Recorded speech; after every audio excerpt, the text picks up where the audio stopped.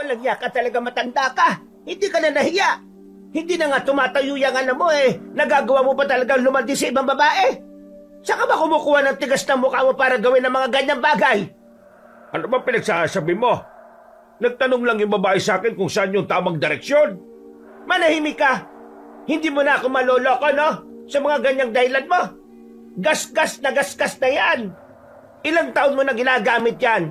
Wala ka na bang ibang style, ha, Tonyo? Napakasira ulo mo talaga.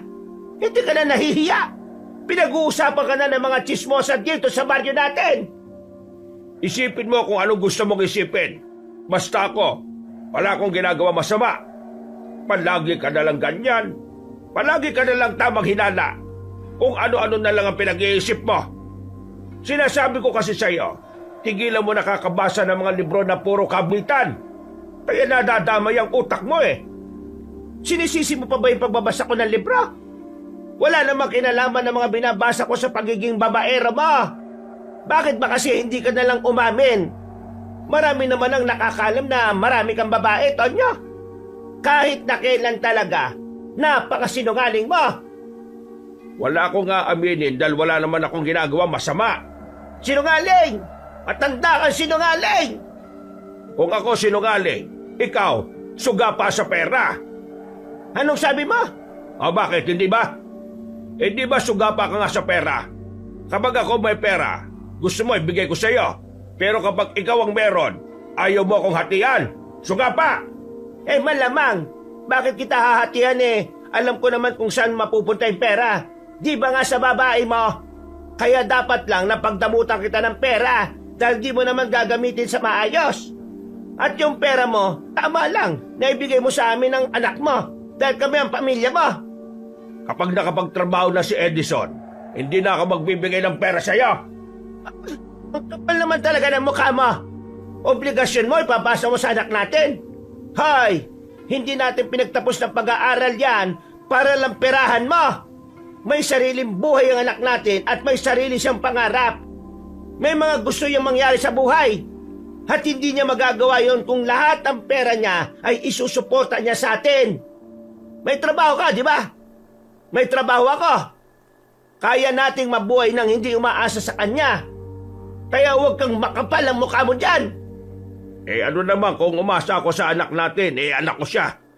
Pinaaral ko rin yan. Wala ka talagang kwenta kausap kahit na kailan. Hindi ka talaga nakakaintindi kahit ipaunawa ko sa iyo. Malas ang babaeng nilalandi mo. Paangit ka na nga, inutil pa ang utak mo. Hoy, magdadaan ka sa pananalita mo, ha? Eh ano, mananakit ka? Ha? Mananakit ka? Gusto mo yatang makulong eh. Baka nakakalimutan mo, ha? May kaibigan akong pulis. Ah, yung kaibigan mo kunwari pero may gusto sa'yo. Siraulo ka bang tao ka? Parang apo ko na si Nomer. Anong may gusto? Kahit ano na lang talaga masabi mo no? Palibhasa, gawain mo kasi. Siraulong matandang to. Kung makapagsabi ng matanda, kala mo hindi siya matanda. At least ako, meron akong pinagkatandaan. Eh ikaw, tumanda ka na lang ng paurong. Ikaw sumusobra ka na, ha? Ha? Hindi ba kayo titigil? Dinig na dinig kayo sa labas. Nakakaya kayong dalawa. Ano na naman ba kasi pinag-aawayan nyo? Eh kasi itong tatay mo, babaero. Nakita ko na naman kanina na merong ibang babaeng nilalandi. Eh nag-iilusyon lang yung nanay mo. Wala akong nilalandi. Kakabasa niya ng pocketbook na yan eh. Anong tingin mo sa akin, buang? Tayo naman kasi, kahit nahuling-huli ka na, ayaw mo na lang talagang aminin eh. Nakita rin kita kahapon, may kaharutan kang babae. O ano? Anong dedepensa mo ron? Natamimi ang matandang si Tonyo. Nanahimik na lang ito dahil sa kahihiyan. Para itong bata na biglang natanggalan ng kulit. Lumapit si Edison sa kanila. Kumuha ito ng tubig at binigay sa nanay niyang gigil na gigil pa rin. Huminga siya na malalim. Tay, ang tanda niyo na. Umayos ka naman. Sa susunod na taon magtatrabaho na ako. Kailangan ko lang hintayin yung sampa ko sa barko. May iwan kayong dalawa rito. Baka naman, mas lalo kang lumala niyan, ha? Hindi ko kasi mapigilan eh. Ipaputol mo na yung Junjun mo para wala ka ng kaligayahan. Tay, isipin mo na lang kasi yung pamilya natin. Hindi yung pansarili mong interes. Kapag ako nag-asawa, bubukod na ako. Kayong dalawa na lang ang magkasama. Hahayaan mo bang pati si nanay mawala sa'yo? Paano kung hindi ka naman alagaan ang ipapalit mo sa kanya? Yan, makinig ka sa anak mo. Ikaw kasi, wala kang pang-unawa. Puro kamanyakan lang yung nasa isip mo. Tanda-tanda na eh. Bumuntong hininga na lamang ang matandang si Tonyo. Ang kanyang ina naman ay kumalma na rin at mas piniling lumabas na lang ng bahay. Napatingin si Edison sa kanyang ama. Hindi naman yon makapag-angat ng tingin sa kanya. Mais nga kayo. Mga tao sa labas Ikaw na lang palagi ang laman ng usapan. Bigyan niyo naman ako ng kahihiyan. Napapailing na lamang si Edison. Nung hapon na yon, sa halip na magmeryenda ay umalis na lang din ang binata. Tumambay siya sa madalas niyang paglibangan, ang maliit na basketball court sa kanilang baryo. Pag-upo niya, agad na tinabihan siya ng isang binata. Mukhang may problema ka na naman, kaibigan ah. Wala ko. Pera no? Baliw, hindi. Ay, bad trip lang ako. Bad trip? Bakit na naman? Si tatay Hindi kasi talaga tumitigil sa pambababae niya. Alam mo, kung ano magandang gawin dyan, palayasin mo. Para maramdaman naman niya na mahirap mabuhay kung mag-isa. Doon niya mas mararamdaman na kailangan niya pala kayo. Hindi mapapalayas ni nanay yun. Mahal na mahal ni nanay yun eh. Yan ang gagawin niyo sa problema niyong yan. Palagi na kaya kayong pinag-uusapan sa palengke. Pinagsabihan ko na naman si tatay pero sana makinig siya. Huwag mo na nga muna isipin yan. Kumusta naman pala yung trabaho? Wala pa. Baka sa susunod na taon pa ako makakasampa. Pasalubong ah. Pasalubong na pinagsasabi mo dyan. Magtatrabaho ako, hindi mamamasyal. Ay, siya nga pala pre. Ano palang nangyari doon sa pamangkin ni Mang Esteban? Nakita ko kanina parang putlang-putla eh. Tapos lantang-lanta. Dinala na nga yata nila sa ospital. Yun ba? Ganito kasi yan pre. Alam mo, sabi na matatanda sa amin, dapat daw di dinala sa ospital eh. Ha? Bakit hindi dadalhin sa ospital? Di namatay yun. Kita mo naman yung itsura, parang hindi na gumagalaw eh. Kaya nga daw, hindi dapat dinala sa ospital. Kasi may posibilidad daw na aswang ang dahilan kung bakit nagkaganon ng pamangkin ni Mang Esteban. Binati raw ng aswang o pinaglaruan. Teka. Ano? Aswang? Seryoso ka ba? Oo, aswang. Hindi ka ba naniniwala sa aswang? Malamang hindi. Kung sa bagay, kasi ang tagal mo nga pala sa Maynila Pero, totoo yun pre. Nung nawala ka rito, madalas may nakikitang aswang sa gubat. 2 buwan pa lang kasi nung bumalik ka rito eh. Pag tumagal, makakakita ka na rin dito. Ewan ko lang Hindi kasi talaga ako naniniwala sa mga ganyan eh. Pero kung sakaling aswang nga ang may gawa nun, bakit naman gaganunin yung pamangkin ni Mang Esteban? Ano nga ang pangalan nun? Si Lito. Sabi kasi ng iba, maangas daw kasi si Lito eh. Laging napapaaway kahit saan napapadpad. Pero aswang? Hindi ko talaga maisip eh. Alam ko, sa comics lang yan eh. Tsaka, panakot lang yan na matatanda dati, di ba? Hindi ka naman talaga maniniwala kapag hindi mo nakita, di ba? Hintayin mo na lang na ikaw mismo makakita. Huwag na nga natin pag-usapan yan. Ang mabuti pa, puntahan na lang natin si Dada. Ang sabi nun kahapon manlilibre siya, di ba? Ay, oo nga no. Pero, hindi ka ba muna maglalaro? Laro muna tayo. Mas nagugutom ako. Tara na, mamburaot na muna tayo kay Dada. Binitiwan na muna ni Edgar ang bola at saka sabay na silang naglakad. Mga ilang sandali lang ay narating na rin naman nila ang bahay ng kanilang kaibigan. Madalas na mag-isa lang si Dada roon, kaya diretso pasok na sila sa bakuran. Nakita nila si Dada na nag-aayos ng bangko. Oh, ano na naman ba yan? Tamang ayos ka na naman kahit wala namang sira Iba tama, pre, Mga baliw, nasira to kanina. Pinampalo sa akin ni tatay. Ha? Seryoso? Oh, tingnan nyo. Pinakita ni Dada ang malaking pasa sa kanyang likuran. Sa isang iglap, nakaramdam sila ng awa para sa kaibigan nila. Agad nila itong nilapitan at tinabihan. Bumuntong hininga naman si Dada. Bakit, pre? Ano ba kasing nangyari? Naiwala ko yung susi ng motor niya Ay, loko. Magagalit talaga yun. Pero grabe naman yung pinalo ka ng silyan na yan. Saan ka ba pumunta? Pwede naman natin hanapin ngayon Nakasabit lang yun sa tagiliran ko Tapos, inutusan niya ako kanina na bumili. Pagbalik ko, nasa akin pa nga yun Sigurado ka bang wala ka ng ibang pinuntahan? Ibang pinuntahan? Ay, oo, naalala ko na. Kanina pala, kumuha ko ng dahon ng bayabas sa gubat. Panglanggas dun sa sugat ni nanay. Baka mamaya, dun mo naman pala naiwan yung susi. Tulungan ka na namin mahanap yun. Kawawa ka naman Dakong alas 5 ng hapon ay lumarga na ang magkakaibigan. Papunta sila sa gubat.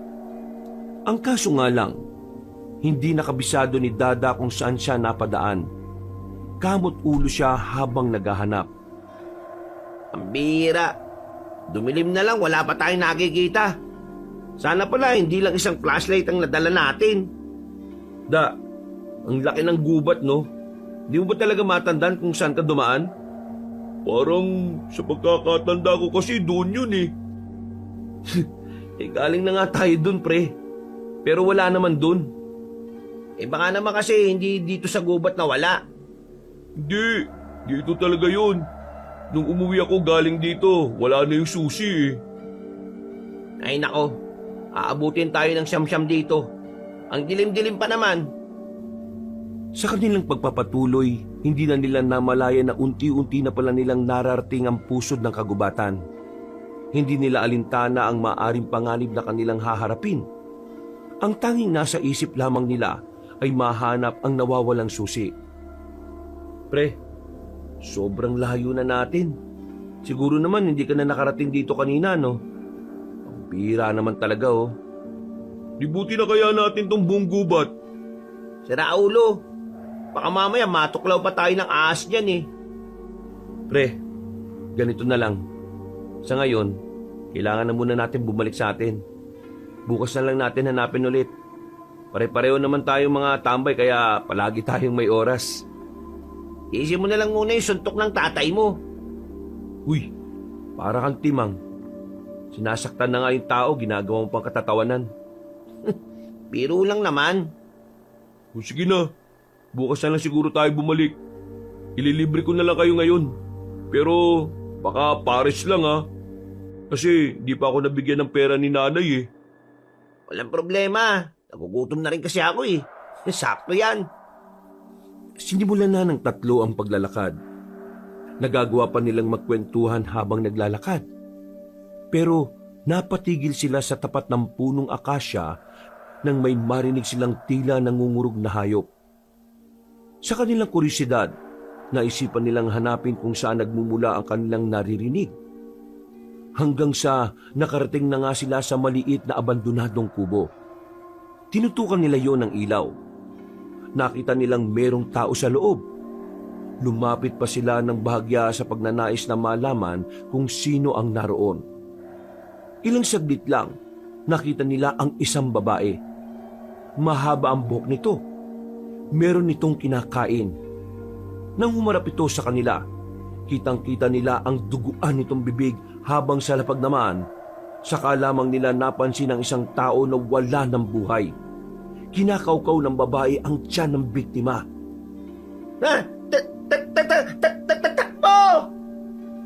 Naunang tumakbo si Edgar, pero sa huli, nadapa ito sa makapal na sanga. Agad na hinila ni Edison si Edgar. Si Dada naman, nauna na rin tumakbo. Nang bahagyang malayo na sila, ay saka pa lamang nila naisip na magpahinga. Hingal na hingal ang tatlo. Nakatago sila sa likuran ng malapad na katawan ng puno. Patay mo muna yung flashlight mo para hindi niya agad malaman kung nasaan tayo. Ang dilim-dilim sa daan eh. Ang kulit mo. Mamaya na natin gagamitin niya kapag aalis na tayo. Magpahinga muna tayo rito. Sumunod na lamang si Dada sa sinabi ni Edgar. Ilang segundo pa lang pagpatay ni Dada ng flashlight, naramdaman na kagad nila ang presensya ng babaeng aswang. Hindi sila gumalaw para hindi makalikha ng ingay.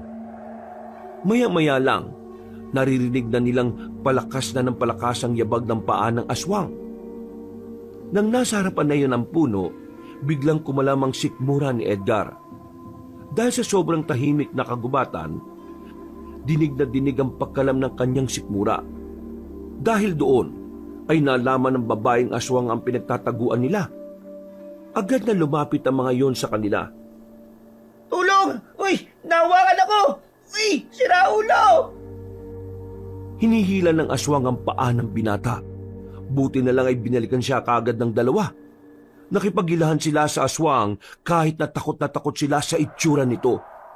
Hoy aswang! Kaibigan namin to! Umalap ka ng ibang kaibigan mo!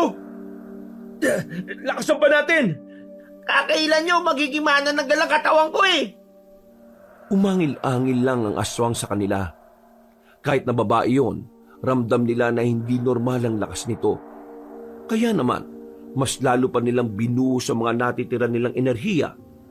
Hindi nagtagal, nabawi nila ang kaibigan nila.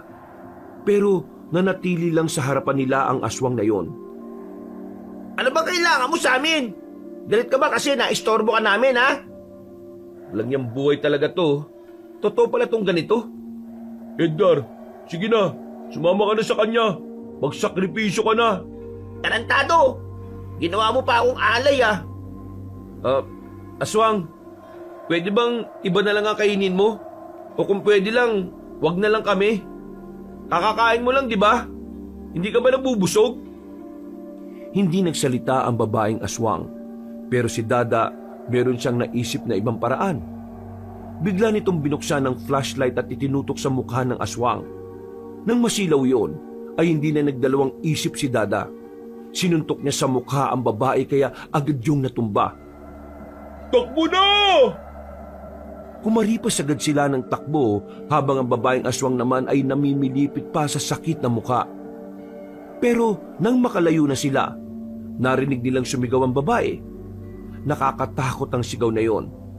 Ramdam na ramdam nila ang puot at galit nito sa kanila. Bilisan nyo! Malapit na tayong makalabas ng gubat na to! Dali! Teka lang! Sinelas ko napigtal! Iwan mo na yan! 300 pesos to! Baliw ka ba? Mas malak kabaong, pre! Hinila na ni Edgar si Dada. At kalaunan nga lang din ay narating na nila ang kalsada. Nabawasan kahit na papano ang kanilang takot dahil may mga dumadaan pang sasakyan. Hingal na hingal sila habang nasa gilid sila ng kalsada. Lintik, munti ka na tayo ron, ha? Oh, di ba Edison? Sinabi ko na sa'yo na totoo mga aswang. Oh, naniniwala na ako.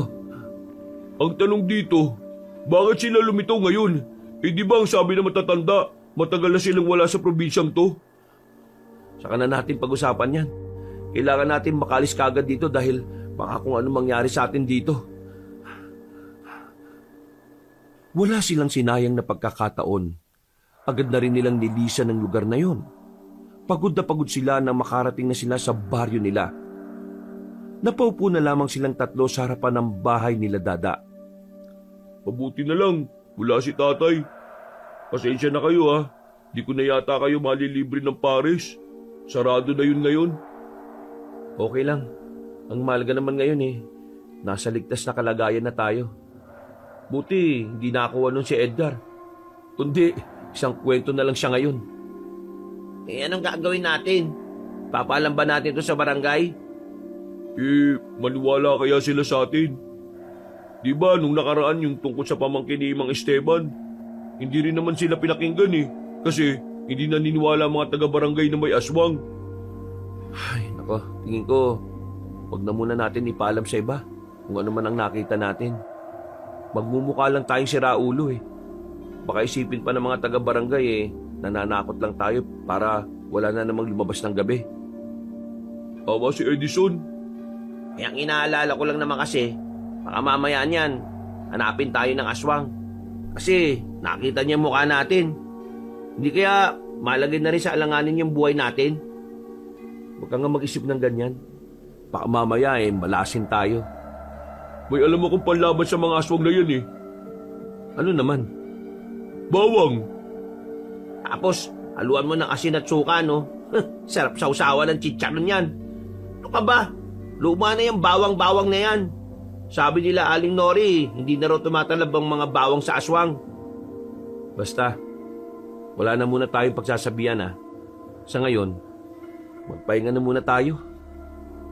Nag-apiran pa ang tatlo na parabang walang nangyari.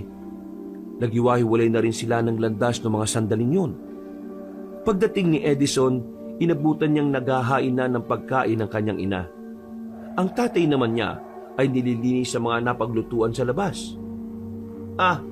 Sakto. Eto, luto ng sinigang na bangos. Buti naman at tayo ang nagluto. Ngako, tatay mo nagluto niyan. Ewan ko kung anong nakain ng isang yan. Nako, si tatay na naman pala nagluto. Siguradong napakaasim na naman ito. Inubos mo naman yung pinitas na mga sampalok Kahit na sobrang asim ng nilutong ulam ni Mang Tonyo, napilitan na lamang kumain si Edison. Kahit na inis siya sa ama, ayaw din naman niyang mapasama pa ang loob nito. Dahil hanggat maaari, inaayos niya ang ugali ng kanyang ama. Makalipas ang ilang minuto, ay natapos na rin ang kanilang hapunan. Himulang hindi nagsagutan sa pagkainan ng mag-asawang Tonyo at Eva. Sige nanay, ako nang bahala rito. Magpahinga na ho kayo. Sigurado ka ba? Opo naman. Wala pa naman akong ginagawa sa buhay kaya lahat ng gawaing bahay, pwede ko namang gawin. Pero huwag ka masyadong mabagabag anak Hindi kita minamadaling kumita ng pera. Hanggat maaari, gusto ko munang ma-enjoy mo yung buhay ng isang binata na wala pang iniisip na responsibilidad. Para bago mo man lang pasukin ang realidad naranasan mo makapag-relax at makapagpahinga. Maraming salamat, Nay Nay, bakit pala bait-bait niyo sa akin? Nung nag-aaral ako sa Maynila, lagi kayong galit kapag nag-uusap tayo sa tawag. Akala ko tuloy nun, ayaw niyo na ako makausap Ano ka ba naman?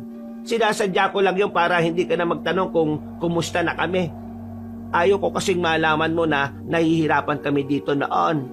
Kasi ayaw ko masira ang focus mo sa pag-aaral. Maraming salamat talaga, Nay. Di bale, makakabawi rin ako sa inyo balang araw. Bumawi ka sa sarili mo para sa ilang taon mong pag-aaral. Tinapik siya sa balikat ng kanyang ina at saka naglakad na rin papasok ng kanilang bahay. Habang ang lalaking si Edison naman ay naiwan sa bakuran para maghugas ng kanilang pinagkainan. Napangiti na lamang ang binata. Natutuwa siya sa kabaitan ng kanyang ina. Sa sobrang bait ng kanyang nanay, ay mas lalong hindi niya maintindihan kung papaanong nagagawang magloko ng kanyang ama. Ay naku, Diyos ko. Nakakainis talaga kapag naaalala ko yung kalokohan ni tatay. Ay, nakapaghugas na nga lang. Mabilis na hinugasan ng binata ang mga pinggan. Pagkatapos ng ginawa niya, ay naligo siya sa pusuhan na nasa gilid lang din naman ng kanilang bahay. Habang naliligo, merong dalawang tsismosa na napadaan sa kanilang bahay. Narinig niya ang sinabi ng mga yun na meron na namang kinausap na ibang babae si Mang Tonyo. Kaya kahit basang-basa, naglakad ang binata patungo sa kinaroroonan ng kanyang ama. Inabutan niya yung nakakbay sa isang babae. Mas batang babae na parang wala pang 30. maganda at maputi. Aminado si Edison na kapansin-pansin talaga ang itsura nito. Tay, anong ibig sabihin na naman ito? Gulat na gulat ang kanyang ama. Napabitaw agad ito at saka umalis sa kinauupuan. Nagtinginan din naman ang lahat ng nasa bilyaran. Pero walang pakialam si Edison. Masyado na siyang nababana sa kanyang ama. Anak, dito tayo mag-usap. Oh, ano na naman ang idadahilan nyo? Tropa mo lang yun. O baka sabihin mo sa akin na ayos lang akbayan yun kasi may lawit. Loko ka. Hindi yung bakla. Yun nga ang punto eh. Nang bababae ka na naman. Akala ko ba nagkaintindihan na tayo na pipilitin mong baguhin yung ganitong ugali mo? Ano na naman ba to? Kung hindi ko pa maririnig sa iba, hindi ko rin talaga malalaman eh ano. Kasi mahirap talaga eh. Kaya anong gagawin natin ngayon? Palalayasin nyo na ba ako? Malaki naman ang ambag ko sa bahay ah. Nasa katinoan pa ba ang utak mo, Tay? Kailan ka ba pinalayas si nanay kahit na tinatarantado mo siya? Kung balik rin kaya natin ng sitwasyon, ikaw ngayon ang lokohin ni nanay, ano mararamdaman mo? Hindi nakapagsalita ang matandang lalaki. Kagaya ng dati kapag wala na itong masabi, yumuyuko na lamang ito. O di ba? Hindi ka rin makapagsalita? Alam mo tay, ang hirap mo nang intindihin eh. Sobrang hirap mo nang pakisamahan. Anak, wag mo ako matawag-tawag na anak hanggat hindi mo inaayos tong problemang to. Sabihin mo to kay nanay ah. Kung hindi, ako magsasabi nito sa kanya. Bago umalis ang binatang si Edison, sinulyapan niya pa ang babae na nakaupo sa bilyaran. Nakita niyang nakangiti rin yun sa kanya. Sa pagkakaalam niya, ibang babae na naman ito. Hindi ito pamilyar sa kanya. Sa isip-isip ng binata, baka yun na ang kabit ng kanyang ama na naririnig niya sa kwento ng mga tsismosa. Kinaumagahan, nagising ang binatang si Edison dahil sa mga ingay na naririnig niya. Kaya naman, wala siyang ibang magawa kundi ang bumangon. Pagtingin niya sa orasan, 9:00 na rin ng umaga. Mabuti naman at nagising ka na. Magpapasama sana ako sa iyo kung wala ka lang namang gagawin ngayong araw eh. Wala naman, Nay. Pero saan ba tayo pupunta? Kukunin ko lang yung 3 bote ng honey na binili ko sa kaibigan ko. Sa kabilang baryo pa kasi yun eh. Alam mo naman minsan, sumasakit ang paa ko kakalakad. Magpapabot ako sa iyo. Kaya mo ba ako? Ano ko ba naman, Nay? Binibiro lang kita. Ikaw talaga oh. O sige na, mag-almusal ka na at magbihis pagkatapos. Aalis ka agad tayo bago ang pananghalian para maaga tayo makabalik. Ikaw, anak, meron ka na bang natitipuan na babae? Po? Natitipuan? Wala ah. Kilala mo naman ako, Nay. Mataas ang standards ko pagdating sa babae. Kapag kaya ka na nilang higitan, yun na ang hinahanap ko. Pampihira ka. Ako ba talagang ginawa mong halimbawa ah? Siyempre naman, Nay. Ayaw ko naman maghanap ng babae na basta-basta lang ano. Basta anak, sa oras na maisipan mo ng bumukod, ayos lang naman kami. Huwag mo kaming intindihin ng tatay mo. Ano naman si nanay, kung magsalita parang hindi na kami magkikita. Maaga lang ako nagsasabi. Alam mo naman na hindi naman natin hawak ang buhay. Sus, mamimiss mo lang ako eh. Siya nga pala anak. Ikaw ba at ang kaibigan mo napapatpad sa gubat? Gubat? Hindi naman. Pero minsan nga lang pala. Bakit yun naman naitanong, Nay? Si Kumaring Gemma kasi may kinwento sa akin. Yung pinsan kasi ng asawa niya pinatay ng aswang. Nang marinig ni Edison ang salitang iyon mula sa kanyang ina, agad niyang naalala ang aswang na nakita nila sa kagubatan. Biglang nagtindigan ang kanyang balahibo. Hindi na niya mapigilan na kanyang sarili na hindi kabahan. Bumuntong hininga si Edison at napansin naman yun ng kanyang ina. May problema ba? Wala naman, Nay. May naalala lang ako pero wala naman yun. Tungkol naman po sa aswang na sinasabi ni Aling Gemma, nahuli na po ba yung aswang? Hindi. Mahirap naman daw kasi hulihin ang mga aswang eh. At saka, wala namang huhuli doon. Halos lahat ng tao sa kanila mga takot sa aswang. Ay nako, dapat kasi talaga kung may aswang, ang mga tao hindi duwag. Mas lalo kasing tumatapang ang mga aswang na yan kapag ang mga tao hindi nagpapakita ng tapang. Ganun po pala yun? Nang makaramdam na ng init ang mag-ina, ay pansamantala na muna silang nagpahinga sa dilim ng puno. Nilabas na ni Aling Eva ang kanyang pamaypay.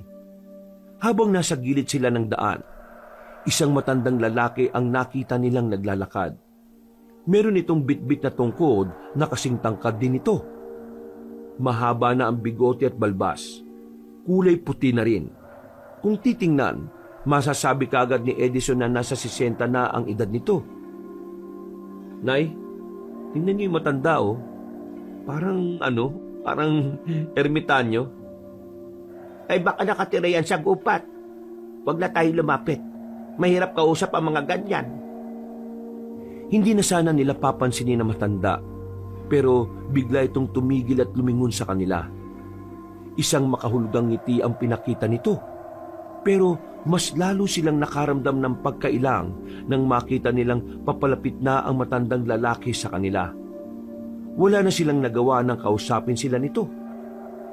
Magandang tanghali sa inyo. Maaari ko bang malaman kung saan ang inyong tunga?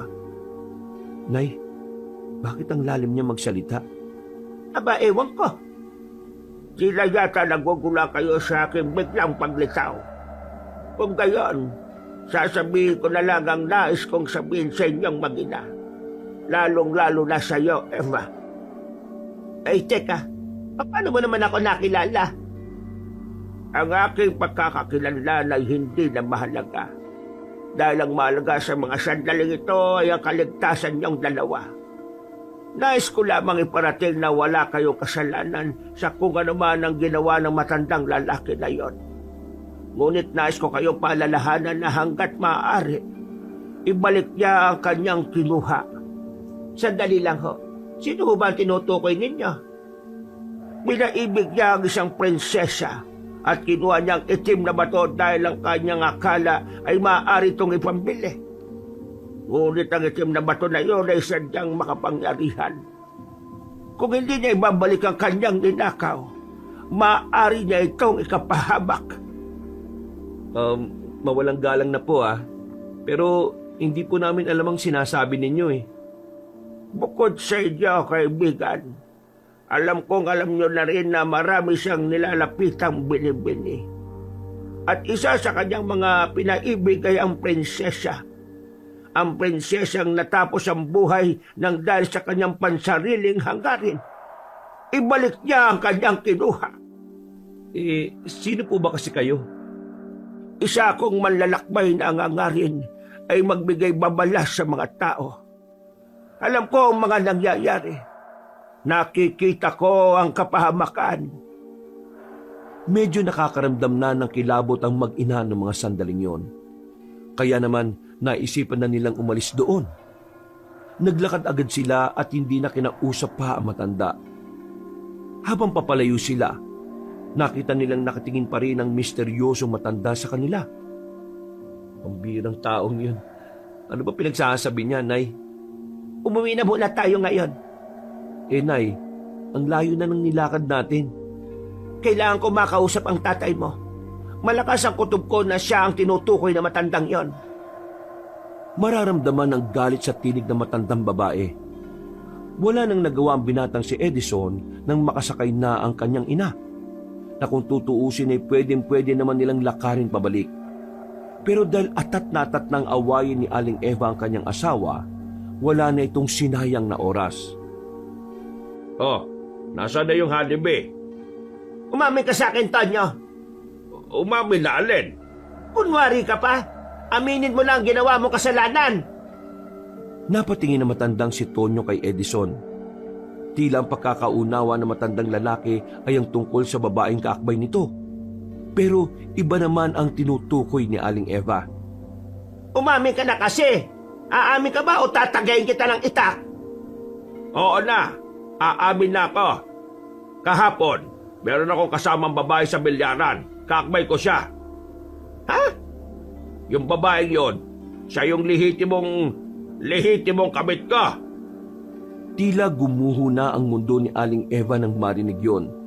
Kaya naiba na ang usapan ng mga sandaling yon.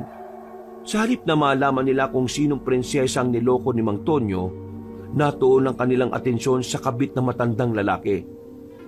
Siya yung babaeng pinag-uusapan nung nakaraang buwan pa. Eh di totoo nga yung hinala ko nung nakaraan. Oo, totoo nga. Totoo yon, Eva. Totoo yun pero sinasabi mo sa akin na hindi. Napakasinungaling mo talaga. Sinabi na nga sa inyo eh. Tapos sasabihin mo pang sinungaling. Kapag hindi naman umamin, ganun din. Eh nako, ang gulo mo. Napakawalang yamong tao ka. Aray ko, masakit yung kaldero na yan ha. Kulang pa ang kalderong yan. Ang dapat sa'yo, nilulumpo ka. Inalisa ka na sana ng pagkalalaki mo. Walang yakang matanda ka. Hindi na napigilan ni Aling Eva ang kanyang sarili. Kinuha na nito ang mahabang kutsilyo. Nang iaamba na nito ang kutsilyo kay Mang Tonyo ay agad-agad naman itong tumakbo palabas ng bahay. Napaupo na lamang din na matandang si Eva sa gilid at iyak ito ng iyak.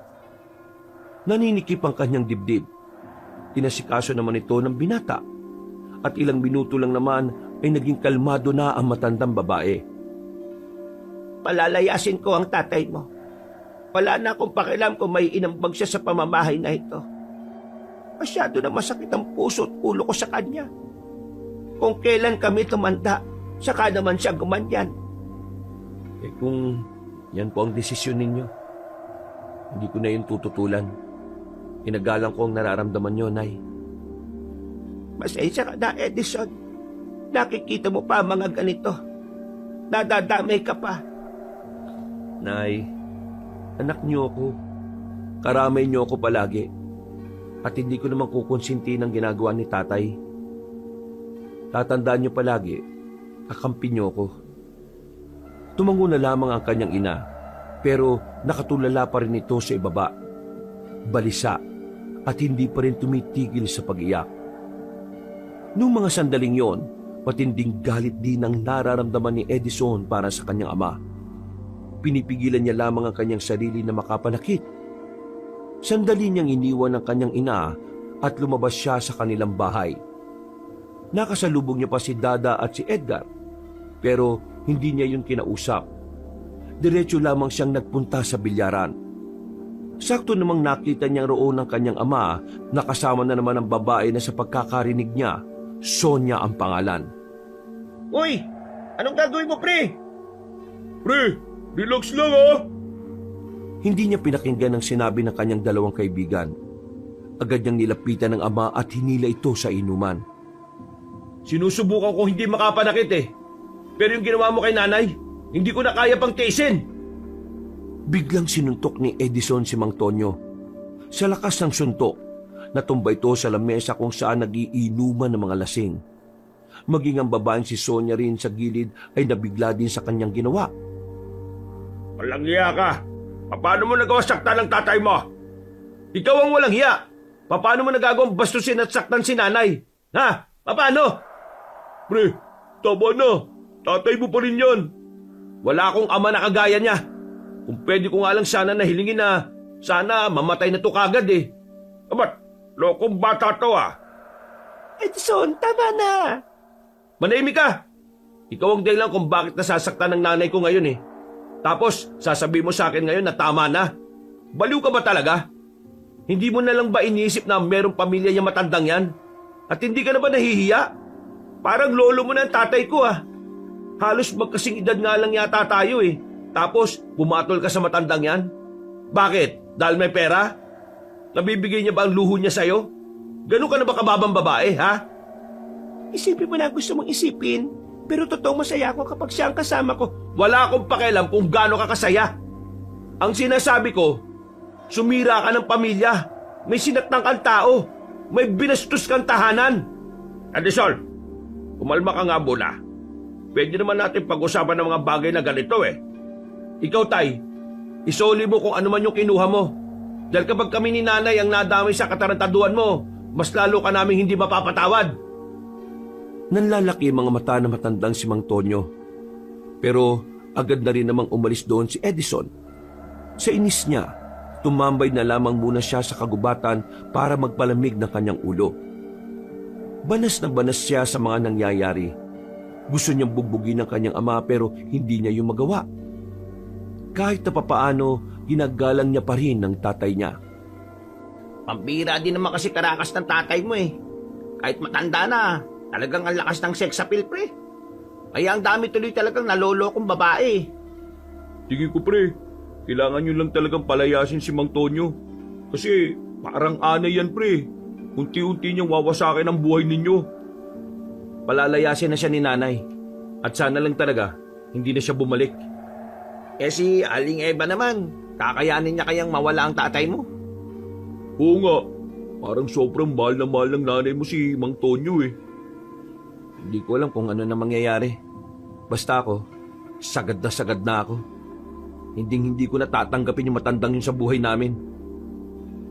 Huminga ng malalim ang binatang si Edison.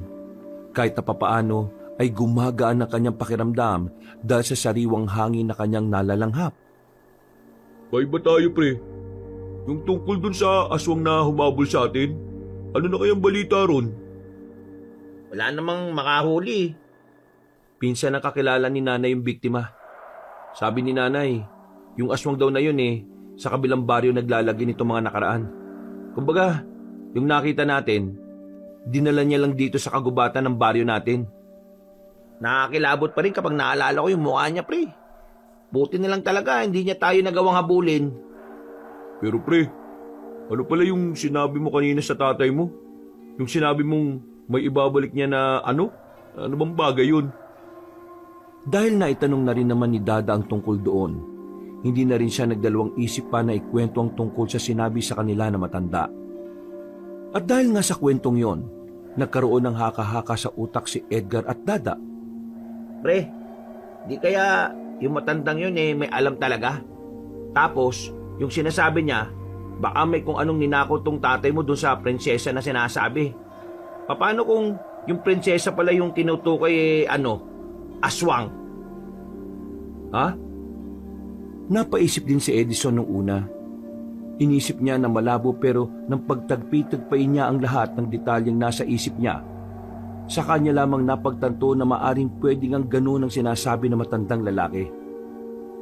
Kasi tingnan mo, pre, kung paano magsalita yung matandang yun parang nakakabahala talaga no? Ibig sabihin, maaring mababangis ang manakit sa tatay mo kapag di niya isinauli yung itim na bato. At ang itim na bato, kadalasan ginagamit yan ng mga aswang kapag meron siyang ginagawang kakaiba sa katawan nila. Kagaya na lang ng pagpapalitan nyo. Basta, marami. Ibig sabihin kung tama nga ang mga sinasabi niyo, pwede rin kaming madamay ni Nanay. Ayaw kasi sa matanda, patay na yung prinsesa Siguradong gaganti ang mga iyon kay tatay kung siya ang dahilan ng pagkawala ng prinsesa na sinasabi.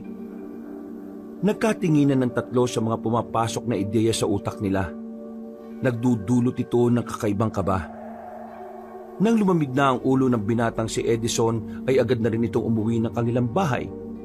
Inabutan niya ang ina na nagluluto ng banana Q para sa kanilang merienda. Ngumiti ito sa kanya na para bang walang nangyari. Pero kahit na nakangiti ang matandang babae, nararamdaman niya pa rin ang sakit na nararamdaman ito. Nakarating sa akin yung ginawa mo sa tatay mo. Hindi ko na kasi talaga kaya, Nay. Nakakainis na Hindi mo na sana ginawa yon. Ayaw ko na nasisira ka sa mga tao. Isa pa, alam kong hindi ka tipo ng tao na nananakit. Nay, hindi niyo naman siguro ako masisisi. Matagal ko na rin namang nasasaksihan yan Hindi pa rin siya tumitigil kahit na anong sabi sa kanya. Pero, ayos na kasi sa akin yon. Ano po? Ayos ang alin? Ang pagluloko niya? Matagal ko naman ang nararamdaman na ang tatay mo. Gusto niya na sa iba. Ako naman, inihahanda ko na ang sarili ko sa mga ganitong klase ng pangyayari. Tanggap ko na ngayon. Nauunawaan ko na hindi lahat ng bagay ay maibibigay ko. At kung sa iba niya nararamdaman yon, hahayaan ko na lang siya. Kaya lang naman ako nagagalit dahil ayaw ko ng pinagmumukha kong tanga. Gusto ko na inaamin sa akin. Ngayong inamin naman niya na sa akin, ayos na ako. Sisimulan ko na lang mamuhay na ikaw na lang ang iniisip. Walang salitang lumabas sa bibig ni Edison. Naramdaman na lamang niyang tumutulo na ang kanyang luha. Hindi dahil sa lungkot na sira na ang kanyang pamilya, kundi dahil sa kung papaano sinasakripisyo ng kanyang ina ang nararamdaman nito para sa ikasasaya ni Mang Tonyo. Anak, may mga bagay na kailangan mo na lang talagang tanggapin. Sa buhay, kung ano yung may magandang dulot sa iyo, doon ka dapat nakatuon. Sa buhay ko, ikaw yon at hindi ang iyong ama. Kaya naman, sa iyo ko na lang itutuon ang atensyon ko. Kahit na anong maitulong ko, gagawin ko para lang maging masaya tayong dalawa. Huwag kayong mag-alala, Nay. Hahanap ako ng ibang trabaho na kung saan magkakasama pa rin tayong dalawa. Paano ang pagbabarko mo? Hindi ba pangarap mo ang maging seaman? Ang pangarap ko na po ngayon ay mas makasama pa kayo ng mas matagal. Hindi na napigilan ng binata ang kanyang sarili. Niyakap na niya ang kanyang ina. Noong mga sandaling yon, ay nararamdaman niya ang kaginhawaan. Napagtanto niya na mas magiging magaan pala ang lahat kung matututo tayong tanggapin ang mga bagay na mahirap nang baguhin. Nung gabing yon, Sigurado ka bang ayos ka lang? Ayos lang naman pre kung iiyak ka sa amin. Hindi ka naman namin huhusgahan eh. Ang sabi nga nila, ang pag-iyak para ding pagtawa. Pinapakita mo lang kung anong tunay mong nararamdaman. ayos na ako. Maraming salamat sa concern niyo, ha. Alam niyo, napagtanto ko lang din kasi minsan kaya pala tayo nahihirapan dahil sa pag-asa na parang ilusyon na lang sa buhay natin. Pag-asa na ilusyon? Ano yun? Ang ibig kong sabihin, umaasa pa rin tayo sa isang sitwasyon na alam naman nating matagal nang wala. Yung dahil lang sa mga alaala, kaya akala natin may sasalba pa. Tinanggap ko na lang na hindi na talaga magbabago si tatay. Kaya eto, magaan na rin ang pakiramdam ko. Si nanay rin ganun rin. Ama nga sinasabi nila, no? The best way to feel better is to accept the truth. Tama ba yung English ko? Ewan ko sa'yo. Pwede naman kasing Tagalogin Siya nga pala, Dada. Nahanap na ba yung susi ng tatay mo? Oo, nahanap ko na. Nasa ibabaw lang pala ng altar. Sira ulo ka talaga no? Muti ka pa tayo malapan ng aswang dahil niya sa susi na yan tapos nasa altar lang pala. Sorry naman. Baka kalimutin na kasi ako Ha? Ano yun? Napatay yung tatlong binata habang nakatambay sila sa lumang waiting shed dahil sa kanilang narinig. Nakilala ni Edison ang tinig na yun. Hindi siya maaaring magkamali. Boses yun ng kanyang ama. Hindi nagtagal, nakita na lamang nila ang matandang si Tonyo na tumatakbo papalapit sa kanila. Natataranta ito sabay sabing, May mga aswang! Nakita ko sila! Kitang-kita ko! Munti ka na nila akong kunin! Magsasalita pa sana si Edison pero agad na rin pumasok ng baryo ang kanyang ama. Dumampot sila ng kahoy sa gilid nang marinig ang mga hiyawan ng mga nilalang. Pero hindi rin naman yun lumapit sa kanila. Papasok na sana sila sa loob ng baryo pero nakakasalubong naman nila ang kabit ni Mang Tonyo, si Sonia. Nagmamadali itong maglakad patungo palayo. Hoy! May mga aswang dyan! Gusto mo na bang malapa? Hindi lumingon sa kanila ang magandang babae. Diretso lamang yung naglakad. Bagay na ipinagtaka naman nila. Hindi kasi nila alam kung bakit tila pupuntahan pa ng dalaga ang kinaroroonan ng mga aswang. Iyala natin siya. Kabit naman yun eh. Dapat sa mga kabit, pinapapak talaga ng mga aswang. Pagpasok nila sa kanilang baryo, nakita nilang natataranta na ang mga tao. Naikalat na kasi agad ni Mang Tonyo ang masamang balita. Madali itong nagdulot ng katatakutan sa mga tao. Umina muna kayo sa inyo. Aasikasuhin ko lang si nanay. Tila nasa isang pelikulang kanilang baryo ng mga sandaling yon. Yung atmosfera ng paligid ay tila nababalot ng kilabot na dulot ng mga aswang. Nay! Nay! Bumungad sa kanya ang kanyang ama na nag-iimpake na ng mga gamit nito, habang ang kanyang ina naman ay nasa gilid habang nanonood lang. Mabuti naman at aalis ka na rin dito. Hindi na ako ligtas sa lugar na ito. Hindi na! Narito na sila. Kukunin nila ako. Hindi to pwede. Hindi ako pwede mamatay. Hindi ako papayag. Aalis ako rito. Pagkatapos mag-impake, tumakbo na ito palabas ng kanilang bahay. Napapailing na lamang si Edison. Ano bang nangyayari sa tatay mo? Nakadroga na yata ang isang yun eh. Tama lang talaga na lumaya siya rito. Nay, tingin ko, may atraso siya sa mga aswang. Ha? Anong ibig mo sabihin, anak? Naalala niyo ba yung sinasabi sa atin ng matandang lalaki? Ang sabi niya, may kinuhang itim na bato si tatay. Baka ang itim na bato na kinuha niya ay pagmamay-ari ng mga aswang. Yan! Karma na niya yan! Nay, nababahala ako eh. Baka idamay tayo ng mga aswang kapag nalaman nilang pamilya natin si tatay.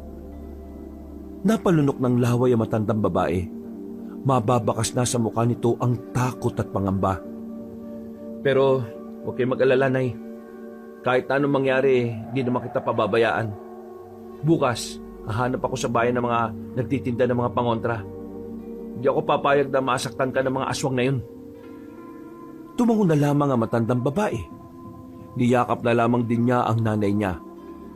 Matapos ang usapan na yon, ay agad na rin naman silang naganda sa kanilang pagtulog. Isinarado ni Edison ng maigi ang kanilang mga bintana. 3 kandado rin ang inilagay niya sa pintuan. Ang itak naman ay nasa uluhan lang ni Edison habang nakahiga. Dilat na dilat ang kanyang mga mata. Hindi siya dinadalaw ng kahit na konting antok. Panay ang tingin niya sa pintuan. Kung minsan ay bumabangon pa siya para lang sumilip sa labas. 3:00 na. Siguro naman pwede na ako matulog. Bumalik na siya sa higaan, pero kahit na anong gawin niyang pagpikit ay hindi naman siya inaantok. Namalaya na lamang niya na inabot na pala siya ng umaga. Dilat na dilat pa rin ang kanyang mga mata. Napatingin siya sa kanyang pintuan nang bumukas yun at bumungad ang kanyang ina. Yung dalawa mong kaibigan, kaya aga-aga nasa bakuran na. Hinahanap ka. May lakad ba kayo ngayong araw? Oh, wala naman, Nay. Pero siguro magpapasama na lang ako sa kanila sa bayan para humanap ng pangontra. Ako naman mamaya, doon na muna kay Maring Tireng. Magluluto kasi ako doon. Sayang din ang ibabayad nila. Tumango na lamang si Edison at agad na lumabas para kausapin si Edgar at Dada. Nang makita na siya ng mga yon, ay agad siyang hinila palayo sa bahay nila. Pabulong na nagsalita ang dalawa. Nakakagulat na balita, pre. Sobrang nakakagulat, pre. Hindi ka maniniwala. Ano ba kasi yun? Yung mga aswang kagabi na tinakbuhan ng tatay mo, doon na lahat. Ha? Patay ang lahat ng mga aswang? Teka, paano mangyayari yun? Yun nga ang palaisipan, pre. Sinong pumatay at papaano? Ang sabi lang kasi sa mga narinig namin, nasa 5 aswang na puro lalaki ang bangkay. Lahat ng yun, merong hiwa sa leeg. Alam mo, binalangan namin ni Dada. Parang biyasa yung pumaslang sa mga aswang na yun eh. Yung para talagang pumapas lang siya ng aswang. Manunugis ang tawag doon. Teka, ibig sabihin, may isang manunugis dito sa atin? Oo, Malamang meron. Mabuti nga yun eh, para kahit na papano, may nagtatanggol sa atin. Hindi nakatiis si Edison ng umagang yon. Pumunta sila sa lugar kung saan naroon pa rin ang mga katawan ng mga aswang. Pagdating nila doon, nagkukumpulan pa rin ang mga tao. Karamihan sa mga naroroon ay mga tsismosa. Paalis na sila nang mapansin ni Edison na naroon din ang babaeng si Sonia. Kalmado lang ang babae na parabang wala man lang nararamdaman na pangamba dahil sa mga nangyari. Nilipitan sila nito at nagtanong, Edison, alam mo ba kung nasaan ang tatay mo? "Bakit? Mukha ba akong tanungan ng mga taong nawawala?" Nasa panganib ang buhay niya. "Wala akong pakialam. Maganda nga mawala na siya para mabawasan na yung salot sa mundo eh." Naiintindihan ko ang nararamdaman mo. Hindi mo ako naiintindihan. At kahit na kailan, hindi mo maiintindihan. Nagawa mo nga manira ng pamilya eh. Tapos, naiintindihan mo? Kadiri ka. Pre, hiya mo na nga lang. Anong ngayaan? Nakakairita kasi. May lakas pa talaga ng loob kausapin ako na parang normal lang ang lahat. Maintindihan mo rin ang lahat. Pero hindi sa ngayon. May dinukot na bagay ang babae sa maliit nitong bag. Inabot niya yon kay Edison. Pero ayaw itong tanggapin ng binata. Isa itong pangotra sa mga aswang. Sa isang tao lang to pwedeng kumana. Tanggapin mo. Proteksyon ng nanay mo. Tinatarantado mo ba talaga ako, ha? Matapos mong saktan ng nanay ko, ngayon naman bibigyan mo siya ng sinasabi mong pangontra? Ano to? Pinaglalaruan mo lang ang nanay ko?